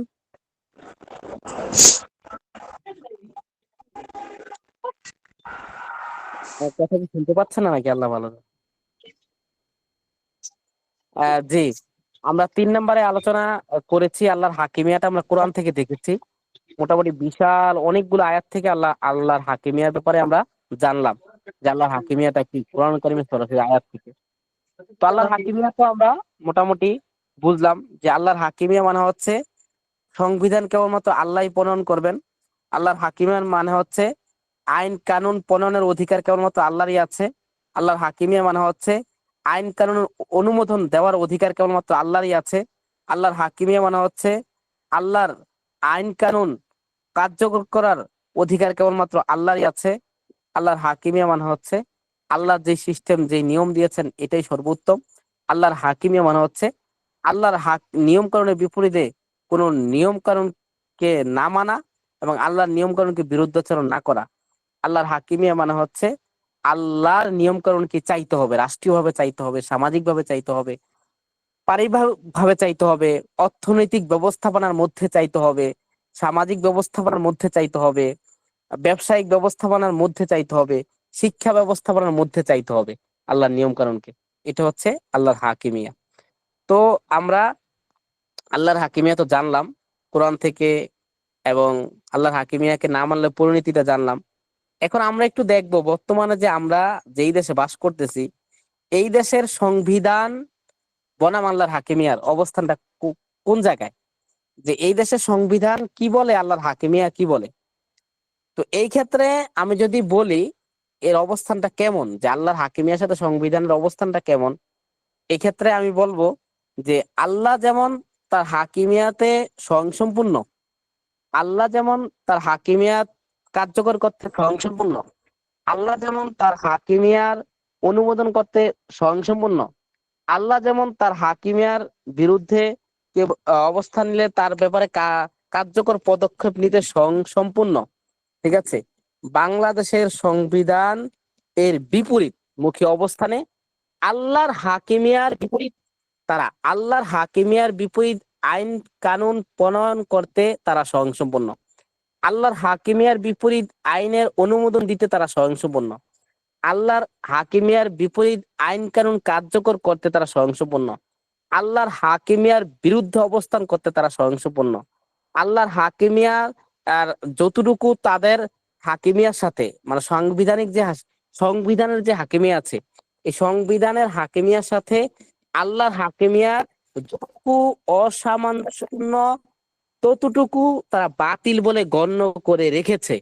এবং এই সাংবিধানিক হাকিমিয়া যেটা আছে, এটার সাথে আল্লাহর হাকিমিয়া যে সমস্ত জায়গায় দ্বন্দ্ব আছে, সংঘর্ষ আছে, অসামঞ্জস্য আছে, ওই জায়গায় যদি কেউ গিয়া আল্লাহর হাকিমিয়াকে মানতে চায়, তার ব্যাপারে সাথে সাথে ব্যবস্থাপনা গ্রহণ করার সিস্টেম, নিয়ম এবং অবস্থা বর্তমানে চলমান আছে এখন।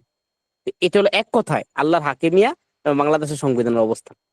আশা করি সবাই বুঝতে পেরেছেন। আমার এই কথাটা বুঝতে পেরেছেন নি, যে আল্লাহর হাকিমিয়া এবং বাংলাদেশের সংবিধানের অবস্থানটা কি আসলে, এটা বুঝতে পেরেছেন তো? আশা করি সবাই বুঝতে পেরেছেন। একজন একটু বলেন তো, জি ইনশাআল্লাহ। জি বুঝতে পারছি। যে আল্লাহর হাকিমিয়া এবং বাংলাদেশের সংবিধানের অবস্থান।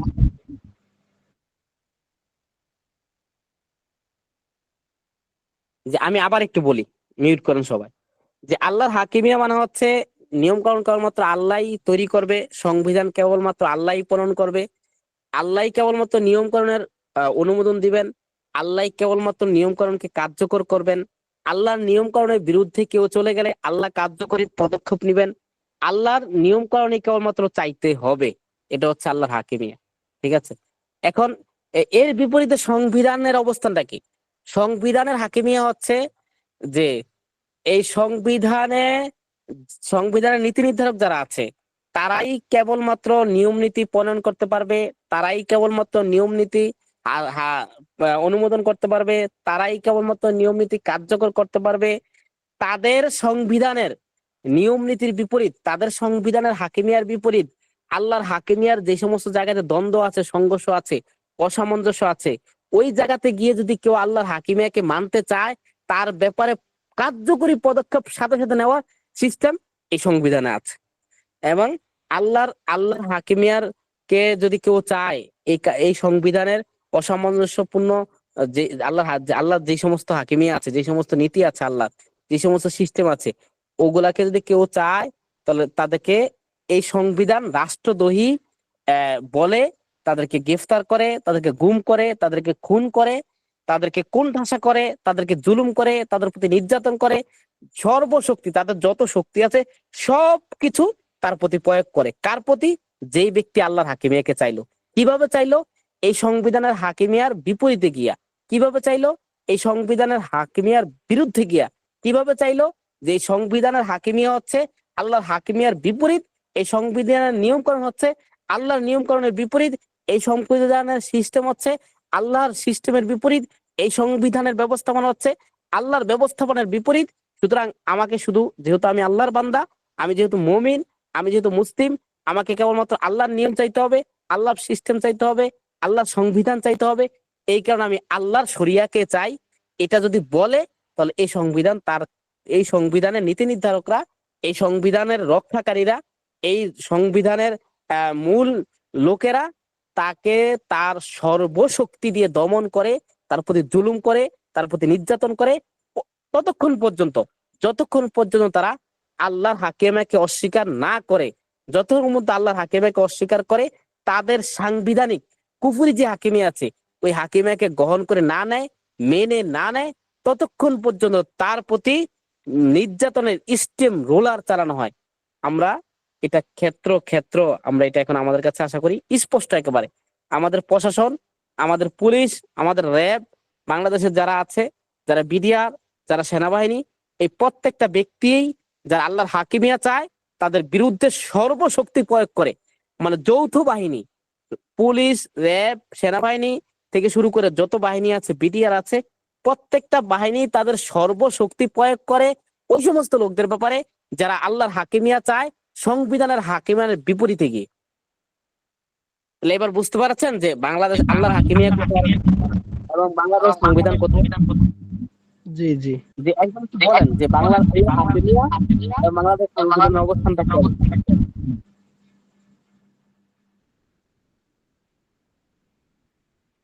জি, একজন একটু বলেন। আমি অনেক সময় বাংলাদেশের সংবিধান নিয়ে আরো কিছুক্ষণ আলোচনা করবো, তবে এই কথা বলেন একটু।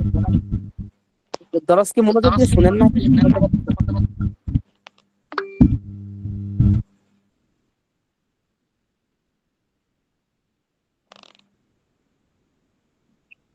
ভাই সাউন্ডে সমস্যা করতেছে। সাউন্ড কি আমার সাউন্ড শোনা যাচ্ছে না ক্লিয়ার? সব ভয়েস রিপ্লে না রিপ্লাই আসতেছে এখন, তো এই যে আমাকে মিউট করতে কারণ এতক্ষণ শোনা যাচ্ছে। একজন মানে আল্লাহ হাকিমিয়া বনাম বাংলাদেশ সংবিধান অবস্থানটা কি?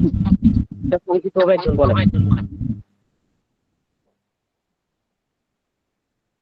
আলোচনা শেষ হয় নাই, লিড নিয়ে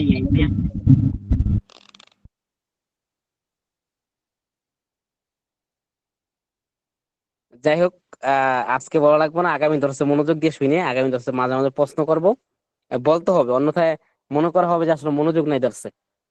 তো আল্লাহর হাকিমিয়ার সাথে সংবিধানের হাকিমিয়ার কিছু সাংঘর্ষিক জায়গা আমি তুলে ধরছি আর কি, ধারাবাহিক, খুব মনোযোগ সহকারে শুনেন। যে তাহলে আমরা এতটুকু ক্লিয়ার হলাম যে আল্লাহরও হাকিমিয়া আছে এবং বর্তমান বাংলাদেশের সংবিধানেরও হাকিমিয়া আছে, এতটুকু ক্লিয়ার হলাম। তো যারা আল্লাহর হাকিমিয়াকে মানে তারা মুমিন, এবং যারা বাংলাদেশের সংবিধানের হাকিমিয়াকে মানে তারা হচ্ছে সেকুলার। এক কথা বলতে পারি তারা সেকুলার। যারা আল্লাহর হাকিমিয়াকে মানে তারা মুমিন, আর যারা বাংলাদেশের হাকিমিয়াকে মানে তারা হচ্ছে কাফের। যারা আল্লাহর হাকিমিয়াকে মানে তারা হচ্ছে মুসলিম, আর যারা বাংলাদেশের সংবিধানের হাকিমিয়াকে মানে তারা হচ্ছে পাক্কা জিন্দিক, পাক্কা মুলহিদ, পাক্কা কাফের, তারা যাবে জাহান্নামে। আর যারা আল্লাহর হাকিমিয়াকে মানে তারা হচ্ছে পাক্কা মুমিন, পাক্কা মুসলিম, তারা যাবে জান্নাতে। তো এখন এই জন্য আল্লাহর হাকিমিয়া বনাম বর্তমান সংবিধানের হাকিমিয়া, এই জায়গাটা খুবই গুরুত্বপূর্ণ, এটা একটু জানা দরকার আমাদের। অন্যথায় আসলে আপনি তো বুঝতে পারবেন আপনি কার হাকিমিয়া মানতেছেন। আপনি কি আল্লাহর হাকিমিয়া মানতেছেন না সংবিধানের হাকিমিয়া মানতেছেন? আপনি যদি আল্লাহর হাকিমিয়ার বিপরীতে সংবিধানের হাকিমিয়া মানেন, তাহলে তো আপনার জায়গা হবে মানে জাহান্নামে। এই জন্য আপনাকে ক্লিয়ার ভাবে বুঝতে হবে যে আপনি হাকিমিয়া কারটা মানতেছেন। এই জন্য এটা বুঝতে হলে আপনাকে দুইটা হাকিমিয়া জানা থাকতে হবে, আল্লাহর হাকিমিয়া কি এবং সংবিধানের হাকিমিয়া কি। তো তো আল্লাহ এবং সংবিধানের হাকিমিয়ার সাথে, আল্লাহর হাকিমিয়ার সাথে মৌলিক কিছু জায়গায় মানে খুবই সাংঘর্ষিকপূর্ণ অবস্থান। এই অবস্থানগুলো আমি কয়েকটা আপনাদেরকে বলছি, খুবই মনোযোগ সহকারে শুনবেন ইনশাআল্লাহ তাআলা। এক নাম্বার, আল্লাহর হাকিমিয়া হচ্ছে শাসন কেবলমাত্র আল্লাহরই হবে।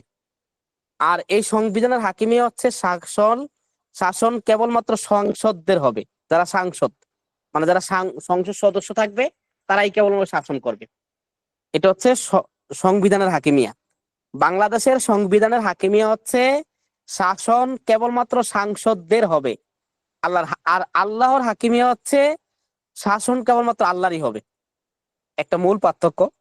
এখন যারা মনে করে যে শাসন কেবলমাত্র আল্লাহরই হবে, যারা এই সংবিধানকে মানে, তারা এটা কখনই মনে করে না যে শাসন কেবলমাত্র আল্লাহ চলবে। তারা মনে করে যে শাসন কেবলমাত্র সাংসদদের হবে। তাহলে তারা কাফের, পাক্কা কাফের।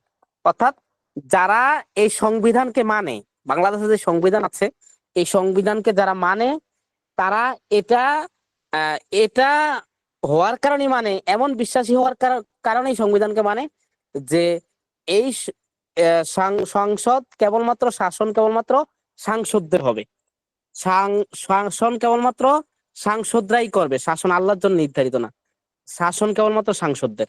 তো এই বিশ্বাসী যারা, তারা হচ্ছে কাফের। তা আল্লাহর হাকিমিয়া হচ্ছে শাসন কেবলমাত্র আল্লাহর, আর এই সংবিধানের হাকিমিয়া হচ্ছে শাসন কেবলমাত্র সাংসদদের। আমি একটু প্রথম বলে যাই একেবারে, পরে একটু ব্যাখ্যা করবো হালকা। তারপর আল্লাহর হাকিমিয়া হচ্ছে, আবার শুরু থেকে একটু বলি, আল্লাহর হাকিমিয়া হচ্ছে শাসন কেবলমাত্র আল্লাহর, আর এই সংবিধানের হাকিমিয়া হচ্ছে শাসন কেবলমাত্র সাংসদদের। আল্লাহর হাকিমিয়া হচ্ছে আইন প্রণয়নের অধিকার কেবলমাত্র আল্লাহর, আর এই সংবিধানের হাকিমিয়া হচ্ছে আইন প্রণয়নের অধিকার কেবলমাত্র সাংসদদের। আল্লাহর হাকিমিয়া হচ্ছে আইন যদি আল্লাহর হাকিমিয়ার সাথে অসামঞ্জস্যপূর্ণ হয়, তাহলে আল্লাহর আইনের সাথে অসামঞ্জস্যপূর্ণ ততটুকু বাতিল বলে গণ্য হবে। অর্থাৎ আল্লাহর হাকিমিয়া হচ্ছে কোন আইন যদি আল্লাহর হাকিমিয়ার সাথে অসামঞ্জস্যপূর্ণ অসামঞ্জস্যপূর্ণ সাংঘর্ষিক, বিরোধী, বৈপরীত্যমুখী হয়, তাহলে যতটুকু বিরোধী হবে, যতটুকু অসামঞ্জস্যপূর্ণ হবে, যতটুকু সাংঘর্ষিক হবে, অতটুকু বাতিল বলে গণ্য হবে। আর এই সংবিধানের হাকিমি হচ্ছে আল্লাহর আইনও যদি এই বাংলাদেশের যে সংবিধান আছে এই সংবিধানের সাথে অসামঞ্জস্যপূর্ণ হয়, বিরোধী হয়, বৈপরীত্য হয়, তাহলে যতটুকু অসামঞ্জস্যপূর্ণ হবে, যতটুকু বিরোধী হবে, যতটুকু বৈপরীত্যময় হবে, ততটুকু আল্লাহর আইন হলো, কোরআনের আইন হলো, রাসূলের আইন হলো, ততটুকু বাতিল বলে গণ্য হবে। উদাহরণস্বরূপ, বর্তমানে কুফরি সংবিধানের 7-2 নাম্বার ধারায় স্পষ্টভাবে বলা আছে, জনগণের অভিপ্রায় পরম অভিব্যক্তি রূপে এই সংবিধানের প্রজাতন্ত্রের সর্বোচ্চ আইন, এবং অন্য কোনো আইন যদি এই সংবিধানের সহিত অসামঞ্জস্যপূর্ণ হয়, তাহলে যেই আইনের যতটুকু অসামঞ্জস্যপূর্ণ ততটুকু বাতিল বলে গণ্য হবে। অর্থাৎ এই সংবিধানের যতটুকু আইন আল্লাহর আইনের সাথে অসামঞ্জস্যপূর্ণ, তাহলে আল্লাহর আইনটা ততটুকু বাতিল বলে গণ্য হবে। আল্লাহর আইন যতটুকু এই সংবিধানের সাথে বৈপরীত্য রাখে, ততটুকু আল্লাহর আইন বাতিল বলে গণ্য হবে, শরিয়ার আইন বাতিল বলে গণ্য হবে, কোরআনের আইন বাতিল বলে গণ্য হবে। এটা হচ্ছে এই সংবিধানের হাকিমিয়া। ঠিক আছে? তারপরে আল্লাহর হাকিমিয়া হচ্ছে আল্লাহই সমস্ত ক্ষমতার উৎস, আর এই সংবিধানের হাকিমিয়া হচ্ছে ক্ষমতার উৎস কেবলমাত্র জনগণ। আল্লাহর হাকিমিয়া হচ্ছে সার্বভৌমত্বের মালিক কেবলমাত্র আল্লাহ, আর এই সংবিধানের হাকিমিয়া হচ্ছে সার্বভৌমত্বের মালিক কেবলমাত্র জনগণ। আল্লাহর হাকিমিয়া হচ্ছে ইসলামী একমাত্র সত্য ধর্ম, আর এই সংবিধানের হাকিমিয়া হচ্ছে সব ধর্মই সত্য। আল্লাহর হাকিমিয়া হচ্ছে ইসলাম ছাড়া বাকি সব ধর্ম এবং ধর্মের অনুসারীরা বাতিল, আর এই সংবিধানের হাকিমিয়া হচ্ছে প্রত্যেক ধর্মের অনুসারীরাই সঠিক এবং প্রত্যেক ধর্মই সঠিক। আল্লাহর হাকিমিয়া হচ্ছে ইসলাম ধর্মই কেবলমাত্র শ্রেষ্ঠ ধর্ম, আর এই সংবিধানের হাকিমিয়া হচ্ছে কোন ধর্মের উপর কোন ধর্মের শ্রেষ্ঠত্ব নাই, সব ধর্মই সমান। আল্লাহর হাকিমিয়া হচ্ছে ইসলামই কেবলমাত্র অনুসরণীয় ধর্ম, আর এই সংবিধানের হাকিমিয়া হচ্ছে সব ধর্মই অনুসরণীয় ধর্ম, কোন ধর্মই নির্দিষ্টভাবে বলা যাবে না কেবলমাত্র এই ধর্মই অনুসরণীয়। যারা কেবলমাত্র এই ধর্মই অনুসরণীয় বলে, তারা হচ্ছে ধর্মান্ধ। এটা হচ্ছে এই ধর্মের হাকিমিয়া। আল্লাহর হাকিমিয়া হচ্ছে ধর্ম আর রাষ্ট্রীয় ব্যবস্থাপনা একটা অপরটার সাথে অতপরিতভাবে জড়িত, একটা একটা ছাড়া আরেকটা কখনোই চলতে পারে না। অর্থাৎ ধর্ম ছাড়া রাষ্ট্র চলতে পারে না, রাষ্ট্র ছাড়া ধর্ম চলতে পারে না। কিন্তু এই সংবিধানের হাকিমিয়া হচ্ছে ধর্ম আর রাষ্ট্র ব্যবস্থাপনা পুরোটাই আলাদা। যারা ধর্মকে রাষ্ট্রীয় ব্যবস্থার মধ্যে টেনে নিয়ে যায়, তারা হচ্ছে মৌলবাদ, তারা হচ্ছে ধর্মান্ধ, তারা হচ্ছে জঙ্গি, তারা হচ্ছে রাষ্ট্রদ্রোহী। এটা হচ্ছে এই সংবিধানের হাকিমিয়া। আল্লাহর তারপর এই আল্লাহর হাকিমিয়া হচ্ছে পারিবারিক, সামাজিক ও রাষ্ট্রীয় ব্যবস্থাপনার ক্ষেত্রে, রাষ্ট্রীয় ব্যবস্থাপনা সহ সর্বক্ষেত্রে কেবলমাত্র আল্লাহর নীতিকে প্রাধান্য দিতে হবে। আর এই সংবিধানের হাকিমিয়া হচ্ছে সর্বক্ষেত্রে কেবলমাত্র রাষ্ট্রীয় কুফরি রীতিনীতিকে প্রাধান্য দিতে হবে। আল্লাহর হাকিমিয়া হচ্ছে জান্নাতে কেবলমাত্র মুসলিমরাই যাবে, আর এই সংবিধানের হাকিমিয়া হচ্ছে সব ধর্মের লোকেরাই জান্নাতে যাবে। প্রত্যেক ব্যক্তি যে যার ধর্ম যদি ঠিক মতো আদায় করে থাকে, পালন করে থাকে, তাহলে প্রত্যেক ধর্মের লোকেরাই জান্নাতে যাবে। এটা হচ্ছে এই ধর্মের হাকিমিয়া। আর আল্লাহর হাকিমিয়া হচ্ছে কেবলমাত্র মুসলিমরাই জান্নাতে যাবে, জান্নাতে যেতে হলে মুসলিমই হতে হবে, এর বিকল্প কোনো অপশন নাই, বিকল্প কোনো রাস্তা নাই। তাহলে আমার কথাগুলো কি মনোযোগ দিয়ে শুনছেন নি যে আল্লাহর হাকিমিয়া সংবিধানের হাকিমিয়া কি এক না জি পুরো জি পুরাই বিপরীত? জি শুনছি। মানে পুরাই বিপরীত না এক না একটু একটু পার্থক্য, না পুরোটাই না বিপরীত? পুরাই বিপরীত, কোনো পার্থক্য নেই, মিল নাই। পুরা বিপরীত না, তাহলে এই সংবিধান মানে যে আবার সে আল্লাহকেও মানে, এটা কখনই সম্ভব? না জি না। সম্ভব না। এই সংবিধানও মানে এটা কখনই সম্ভব না। যে এই সংবিধান মানে সে আল্লাহকে মানে, আর যে আল্লাহকে মানে সে এই সংবিধান মানে। যারা এই সংবিধান মানে তারা আল্লাহর প্রতি অবিশ্বাস, তারা কাফের, তারা জালেম, তারা ফাসিক, তারা জিন্দিক, তারা মুলজিম। ঠিক আছে? তারা কখনই মুসলিম না। তাহলে এগুলা আজকে সময় অনেক বেশি হয়ে গেছে, আমি চেষ্টা করবো না, একটু মিউট করেন। আর যারা শেষ করে দেবে একটু মিউট করেন, যারা আনমিউট করে গেছে একটু মিউট করেন। এখন কথা হচ্ছে এই যে আল্লাহর হাকিমিয়া আপনারা শুনলেন এবং এই সংবিধানের হাকিমিয়া গুলো শুনেছেন, এই যে সংবিধানের হাকিমিয়া, এটার কিন্তু একটা ভিত্তি আছে, মূল, যে কিসের উপর ভিত্তি করে সংবিধানের হাকিমিয়া প্রতিষ্ঠিত থাকে। এটা কিন্তু একটা মূল গোড়া আছে। মানে এই যে সংবিধানের পুরো হাকিমিয়াটা আল্লাহর সাথে যুদ্ধ করে টিকে আছে, এটা কিসের ভিত্তিতে টিকে আছে? এই যে আল্লাহর পুরো হাকিমিয়ার বিপরীতে গিয়া সংবিধানের যেই কুফরি হাকিমিয়া প্রতিষ্ঠিত হয়ে আছে, এটা কিসের উপর ভিত্তি করে প্রতিষ্ঠিত হয়ে আছে, এটা একটু আমাদের জানা দরকার। এটা এটা হচ্ছে যে কিসের উপর ভিত্তি করে টিকে আছে, যেই যেই জিনিসটার উপর ভিত্তি করে টিকে আছে সেই জিনিসটা হচ্ছে গণতন্ত্র। বলেন, আল্লাহর হাকিমিয়ার বিপরীতে সংবিধানের যে হাকিমিয়া বর্তমান আছে, এই হাকিমিয়া কিসের উপর ভিত্তি করে টিকে আছে? তো বলেন, কথা শুনতেছেন তো আমার? কিসের উপর ভিত্তি করে টিকে আছে? সংবিধানের উপর, সংবিধান, গণতন্ত্র। মানে গণতন্ত্র। জি এই যে সংবিধান, এই সংবিধান টিকে আছে কিসের উপর ভিত্তি করে? গণতন্ত্রের উপর ভিত্তি করে। তাহলে বোঝা গেল, মানে এই গণতন্ত্রটাই হচ্ছে মূল, মানে মূল গোড়া। মানে আল্লাহর হাকিমিয়ার বিপরীতে যে সিস্টেমটা আছে, এই সিস্টেমের মূলটা হচ্ছে গণতন্ত্র। মানে আল্লাহর হাকিমিয়ার বিপরীত যে হাকিমিয়া গুলো প্রতিষ্ঠা করে রেখেছে এখন বর্তমানে, মানুষের হাকিমিয়া প্রতিষ্ঠা করে রেখেছে এখন, আল্লাহর হাকিমিয়ার বিপরীতে মানুষের হাকিমিয়া প্রতিষ্ঠা করে রেখেছে যেই তন্ত্র, সেই তন্ত্রের নাম হচ্ছে গণতন্ত্র। আল্লাহর হাকিমিয়ার বিপরীতে মানুষের হাকিমিয়া প্রতিষ্ঠা করে রেখেছে যেই তন্ত্র, সেই তন্ত্রের নাম হচ্ছে গণতন্ত্র। আমরা আরেকটু সামনে আগাই, আরেকটু সামনে আগানোর বিষয়টা হচ্ছে, তো এখন আবার এই গণতন্ত্রকে টিকিয়ে রাখলে, গণতন্ত্র যে টিকে আছে এটা কিসের উপর ভিত্তি করে? এই গণতন্ত্র টিকে আছে এটা হচ্ছে নির্বাচনের উপর ভিত্তি করে। তার মানে গণতন্ত্রকে টিকিয়ে রেখেছে নির্বাচন। আর এই আল্লাহর হাকিমের বিপরীত এই সাংবিধানিক যে হাকিমিয়া আছে, এই সাংবিধানিক হাকিমিয়া টিকে আছে এই গণতন্ত্রের উপর। ঠিক আছে? তো তাহলে বোঝা গেল এই মূল জায়গাটা হচ্ছে নির্বাচনটা। এই নির্বাচন যতদিন আছে, এই মুসলিম বিশ্বের মধ্যে যতদিন নির্বাচন আছে, ততদিন পর্যন্ত আল্লাহর হাকিমিয়া একচ্ছত্রভাবে প্রতিষ্ঠা করা সম্ভব না। এই নির্বাচন পদ্ধতি বাদ হইতে হবে, এই নির্বাচনের সিস্টেম বাদ হইতে হবে, এই নির্বাচনের কুফুরি জাহিলি নিফাকি এই সিস্টেম, সিরিকি সিস্টেম বাদ হইতে হবে। এই নির্বাচনের কুফুরি জাহিলি সিস্টেম যতদিন পর্যন্ত বাদ না হবে, ততদিন পর্যন্ত আল্লাহর একচ্ছত্র হাকিমিয়া কখনোই প্রতিষ্ঠা হবে না। এই নির্বাচন সিস্টেমকে যতক্ষণ মধ্যে তালাক না দেওয়া হবে, এই নির্বাচন সিস্টেমকে যতক্ষণ মধ্যে মূলোৎপাটন করা না হবে, ততক্ষণ পর্যন্ত কখনোই আল্লাহর একচ্ছত্র হাকিমিয়া প্রতিষ্ঠা করা সম্ভব না। কখনোই আল্লাহর হাকিমিয়া প্রতিষ্ঠা করা সম্ভব না। আর এই যে এই নির্বাচন থাকলে গণতন্ত্র থাকবে, গণতন্ত্র থাকলে সংবিধান থাকবে, সংবিধান থাকলে আল্লাহর হাকিমিয়ার বিপরীত হাকিমিয়া থাকবে। আমার কথা কি বুঝতে পেরেছেন? এই নির্বাচন থাকলে গণতন্ত্র থাকবে, গণতন্ত্র থাকলে সংবিধান থাকবে, সংবিধান থাকলে আল্লাহর বিপরীত হাকিমিয়া থাকবে। আল্লাহর বিপরীত হাকিমিয়ার জায়গায় আছে মূল জায়গাটা কোনটা? এটা নির্বাচন। তাহলে এই নির্বাচন থেকে বের হয়ে আসতে হবে। তাহলে এখন এই নির্বাচন সিস্টেমটা হচ্ছে কুফুরি সিস্টেম, এই নির্বাচন সিস্টেমটা হচ্ছে কুফুরি সিস্টেম।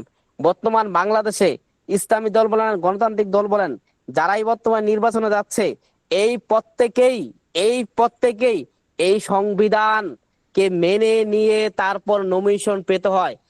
বাংলাদেশের কোন এমপি, কোন মন্ত্রীকে কখনোই কেউ নমিনেশন দিবে না যদি সংবিধানকে মেনে না নেয়। তাহলে এবার চিন্তা করে দেখেন, আমরা যারা হুজুর হইয়া মানে ইসলাম প্রতিষ্ঠা করতে যাই রাষ্ট্রের মধ্যে নির্বাচনে গিয়া, আর নির্বাচনে গেলেই তো এই সংবিধানকে মানার পরে তো কাফের আমি নিজে হয়ে যাই। আমি কাফের হয়ে কিসের ইসলাম প্রতিষ্ঠা করবো রাষ্ট্রে গিয়ে? আমি নিজেই তো কাফের হয়ে বসে থাকি। আর নির্বাচনে যাওয়া এই শর্তেই যাওয়া যায় যে সংবিধানকে আপনার মানতে হবে, আপনাকে গণতন্ত্রকে মানতে হবে লিখিতভাবে, আপনাকে সাইন করতে হবে, সমাজতন্ত্রকে মানতে হবে, সেকুলারিজমকে মানতে হবে। তো এগুলা মানার পর তো ওই ব্যক্তি কাফেরে বসে থাকে, এই কাফেরে গিয়া সংবিধানে গিয়ে কিসের ইসলাম কায়েম করবে? তাহলে মানে কি পরিমাণ মানে, তাহলে এবার দেখেন, এখন আমরা যারা বলতেছি আমরা এই নির্বাচন পদ্ধতিতে ভোট দিয়ে ফাঁস করে গিয়া সংসদে গিয়া ইসলাম কায়েম করবো, তো এত কাফেরই হয়ে গেছে, আবার কিসের ইসলাম কায়েম করবে? তো এই যে কাফের হয়ে যাইতেছে দলে দলে হুজুররা নির্বাচন করে, নির্বাচনে যে দলগত ভাবে এরা কাফের হয়ে যাচ্ছে, ঠিক আছে, এদের কোনো জাহালত নাই, এদের কোনো ইকরা নাই, এদের কোনো তাউলে নাই, এরা অবশ্যই কাফের। যারা জেনে বুঝে গণতন্ত্রের অসারতা বুঝে, সমাজতন্ত্রের অসারতা বুঝে যারা নির্বাচনে যাইতেছে, এরা কাফের।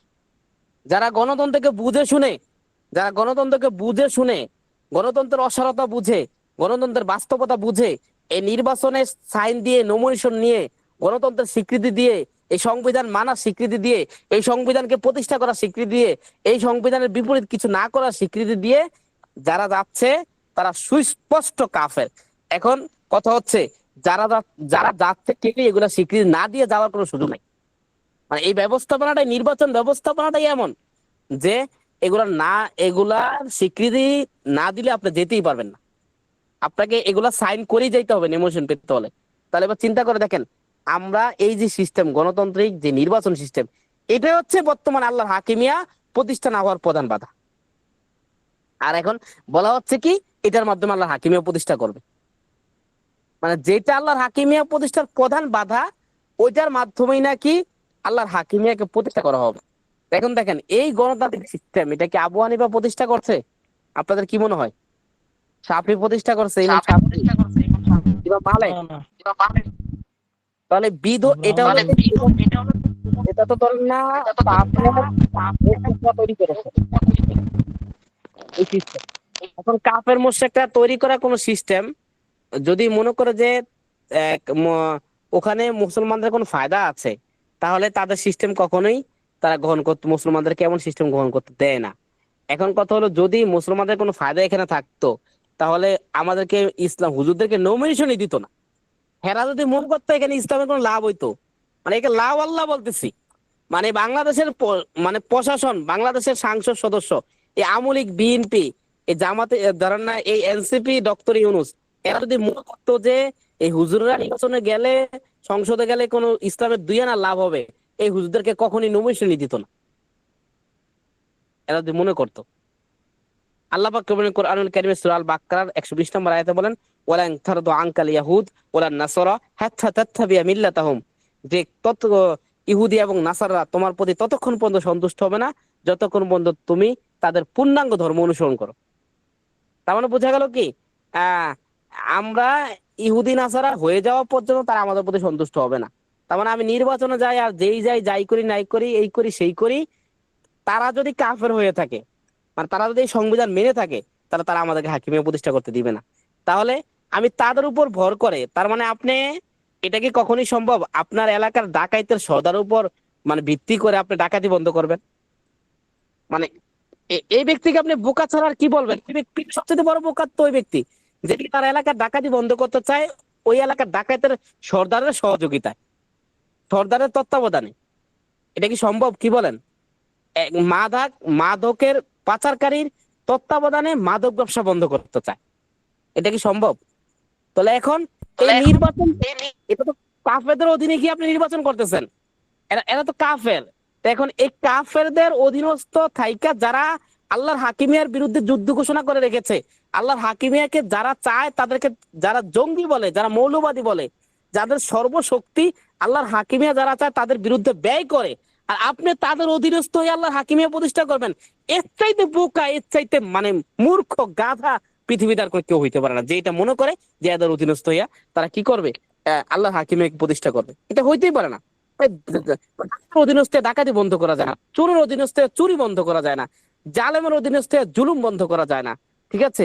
পাচারকারীর মাদক ব্যবসার অধীনস্থ হয়ে মাদক ব্যবসা বন্ধ করা যায় না, মিথ্যাবাদের অধীনস্থ হয়ে মিথ্যার বিরুদ্ধে অবস্থান নেওয়া যায় না। সুতরাং এই কাফেরদের অধীনস্থ হয়ে আপনি কুফরিকে বাদ দিয়ে ইসলাম প্রতিষ্ঠা করে ফেলবেন, এটা কখনোই সম্ভব না।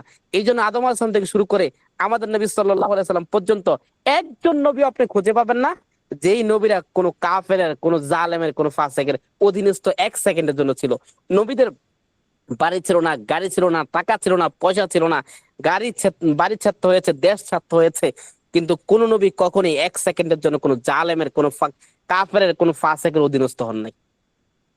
তাহলে আপনাকে এই অধীনস্থ হওয়ার অনুমোদন কে দিল? কাফেরদের অধীনস্থ হওয়ার। আপনি ইসলাম কায়েম তো পরে করবেন, কাফেরদের অধীনস্থ হওয়ার অনুমতি কে দিল আপনাকে? তাহলে এখন মূল কথা হচ্ছে আল্লাহর হাকিমিয়া একটা আলাদা জিনিস, এই সংবিধানের হাকিমিয়া একটা আলাদা জিনিস। আর এই সংবিধানের হাকিমিয়াটা, যেটা আল্লাহর হাকিমিয়ার সাথে পুরো সাংঘর্ষিক অবস্থানে আছে, পুরো বৈপরীত্য অবস্থানে আছে। আর এই যে সংবিধানের হাকিমিয়াটা টিকে আছে গণতন্ত্রের উপর ভিত্তি করে, আর গণতন্ত্র টিকে আছে নির্বাচনের উপর ভিত্তি করে। সুতরাং মূল আল্লাহর হাকিমিয়ার যে মূল ব্যবস্থাপনাটা এটাকে মানে মজবুত করে, এটাকে টিকিয়ে রাখে, এটা হচ্ছে নির্বাচন। তো এখন আল্লাহর হাকিমিয়ার বিপরীতে হাকিমিয়াটা যেই সিস্টেমে টিকিয়ে রাখে, ওই সিস্টেমের মধ্যে ঢুকে, ওই সিস্টেমের ভিতর দিয়ে আপনি আল্লাহর হাকিমিয়া প্রতিষ্ঠা করবেন, এর চাইতে বোকা, গাধা, মূর্খ আর কে হইতে পারে? এই জন্য আমাদেরকে আসলে প্রথম কথা হচ্ছে নির্বাচন থেকে আমাদেরকে বিমুখ হইতে হবে। এই নির্বাচন থেকে আমাদেরকে যাওয়া যাবে না, আমাদেরকে গণতন্ত্রকে বাদ দিতে হবে, নির্বাচনকে বাদ দিয়ে গণতন্ত্রকে বাদ দিতে হবে। তারপর তৃতীয়ত আমরা আল্লাহর হাকিমিয়া প্রতিষ্ঠা করবো।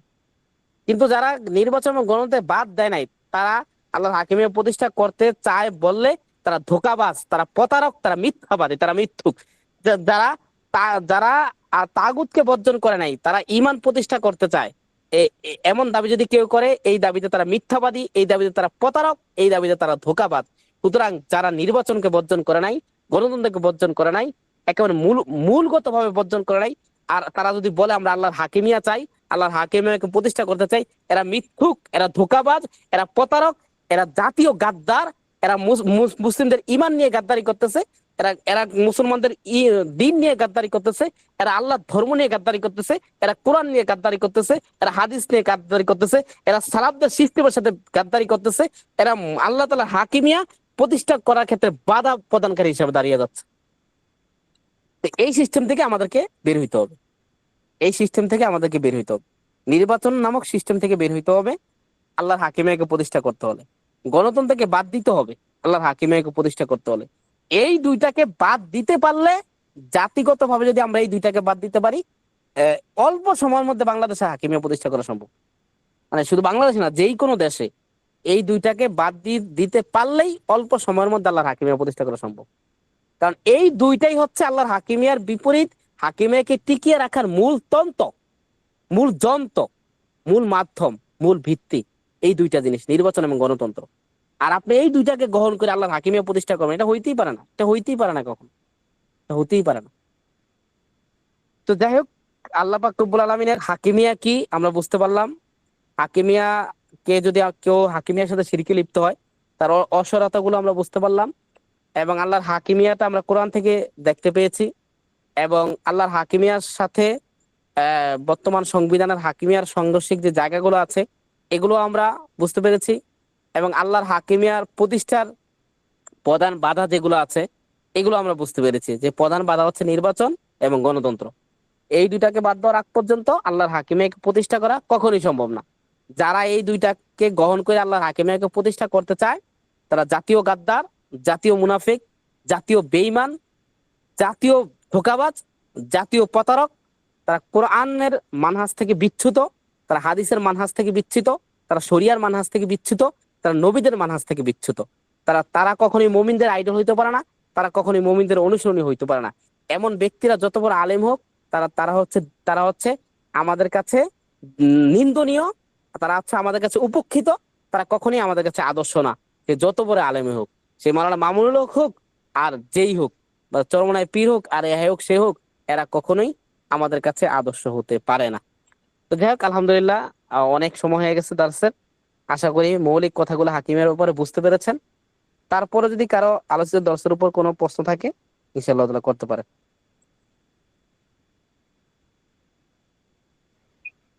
আসসালামু আলাইকুম। ওয়ালাইকুম সালাম রহমতুল্লাহ। আমাকে জামাত ইসলামের সেক্রেটারির দায়িত্ব দেওয়া হয়েছিল, তো এটা থেকে আস্তে আস্তে আমি পিছিয়ে আসতেছি। আজকের আলোচনাটা আমার জন্য অনেক উপকৃত হইলাম।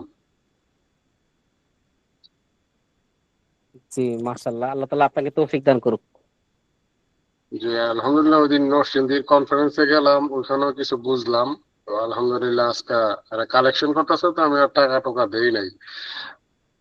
তবে আপনি যেভাবে কথা বললেন, এইভাবে কথা বললে মানে ওই যে রাসূলের জীবন দশায় যেভাবে পাথর না ওইভাবে পাথর হতে পারে। এখন আমার জানার বিষয় হইলো আমরা দাওয়াতি কাজ কিভাবে বাড়াবো। আমার এলাকার কিছু পোলাপান আছে এই মানহাজের, বা এরা এইটারে ভালোবাসে, কিন্তু এদেরকে এখন একসাথে কিভাবে করা যায়।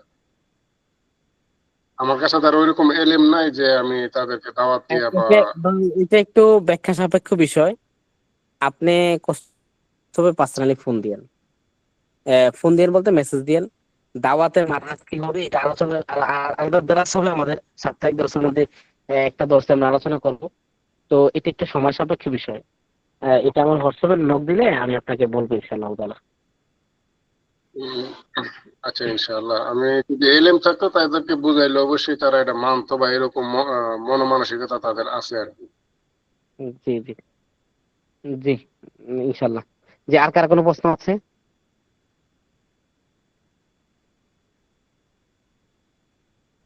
জি, মনে হয় আর কার কোনো প্রশ্ন নাই। যেহেতু প্রশ্ন নাই, তাহলে ভাইয়ের ইয়েটা একটা সঙ্গীত বলি আর কি। আসলে দাওয়াতের মানহাজ, আহ আজকে যে আলোচনা শুনলেন আপনারা, এটার উপর ভিত্তি করে আবার যারা আলেম না, এটা একটু ক্লিয়ার হইতে হবে যে আলেম হন নাই, পড়াশোনা করে, সে কিন্তু কাউকে কাফের, মুশরিক, মুরতাদ বলতে যাবেন না। হ্যাঁ, সর্বোচ্চ এটুকু বলা যায় যে আপনার এই কাজগুলো কুফরি, শিরিকি, নিফাকি, জাহিলিয়া, যেটার সাথে ইসলামের কোনো সম্পর্ক নাই। কিন্তু নির্দিষ্টভাবে কাউকে কাফের বলতে হলে অবশ্যই আপনাকে আলেম হইতে হবে। মানে কমপক্ষে এই জাহিলি ফিতনার যুগ, অন্যথা এটা ফিতনা সৃষ্টি হয়ে যাবে আর কি। এটা প্রথম কথা। দ্বিতীয় কথা হচ্ছে দাওয়াতের কাজ কিভাবে করব। দাওয়াতের কাজ করার জন্য প্রথম যে কাজটা করতে হবে সেটা হচ্ছে আপনি স্বাভাবিকভাবে প্রথম দাওয়াত দিতে হবে তাদের অসারতার ব্যাপারে, তারা যেগুলো করতেছে তাদের ভিতরে ঢুইকা তাদেরকে একটু মিল মহাব্বত, ভালোবাসা তৈরি করা তাদের প্রতি। ভালোবাসা, মিল মহাব্বত তৈরি করে, প্রথম ভালোবাসা, মিল মহাব্বত তৈরি করা একটা ব্যক্তির প্রতি। তারপরে যখন আপনার প্রতি তার প্রতি একটা আন্তরিকতা তৈরি হয়েছে, তখন তাকে স্বাভাবিকভাবে দাওয়াত দেওয়া। স্বাভাবিক দাওয়াত দেওয়া, প্রথমেই একটু মোটামুটি ইসলামের প্রাথমিক লেভেলের দাওয়াত দেওয়া, তারপরে আস্তে আস্তে এই জটিল বিষয়গুলোর দাওয়াত দেওয়া।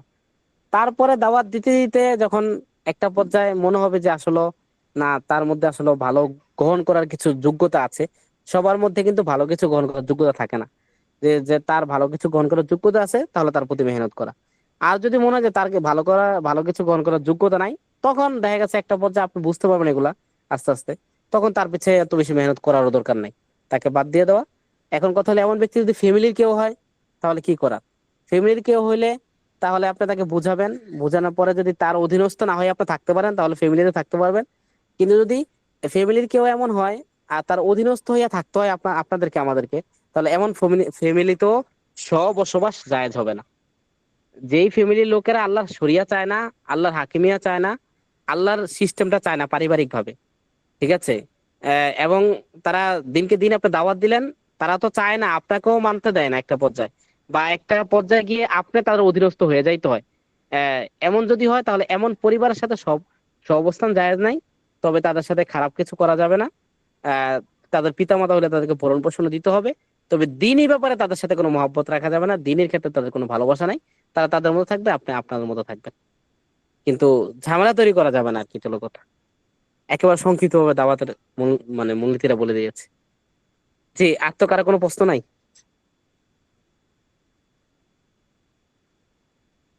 বোনরা প্রশ্ন থাকলে লিখিত প্রশ্ন করতে পারেন।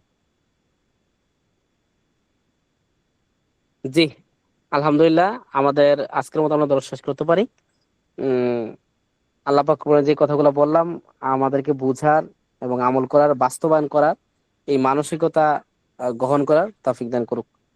আসসালামু আলাইকুম ওয়া রাহমাতুল্লাহি ওয়া বারাকাতুহু।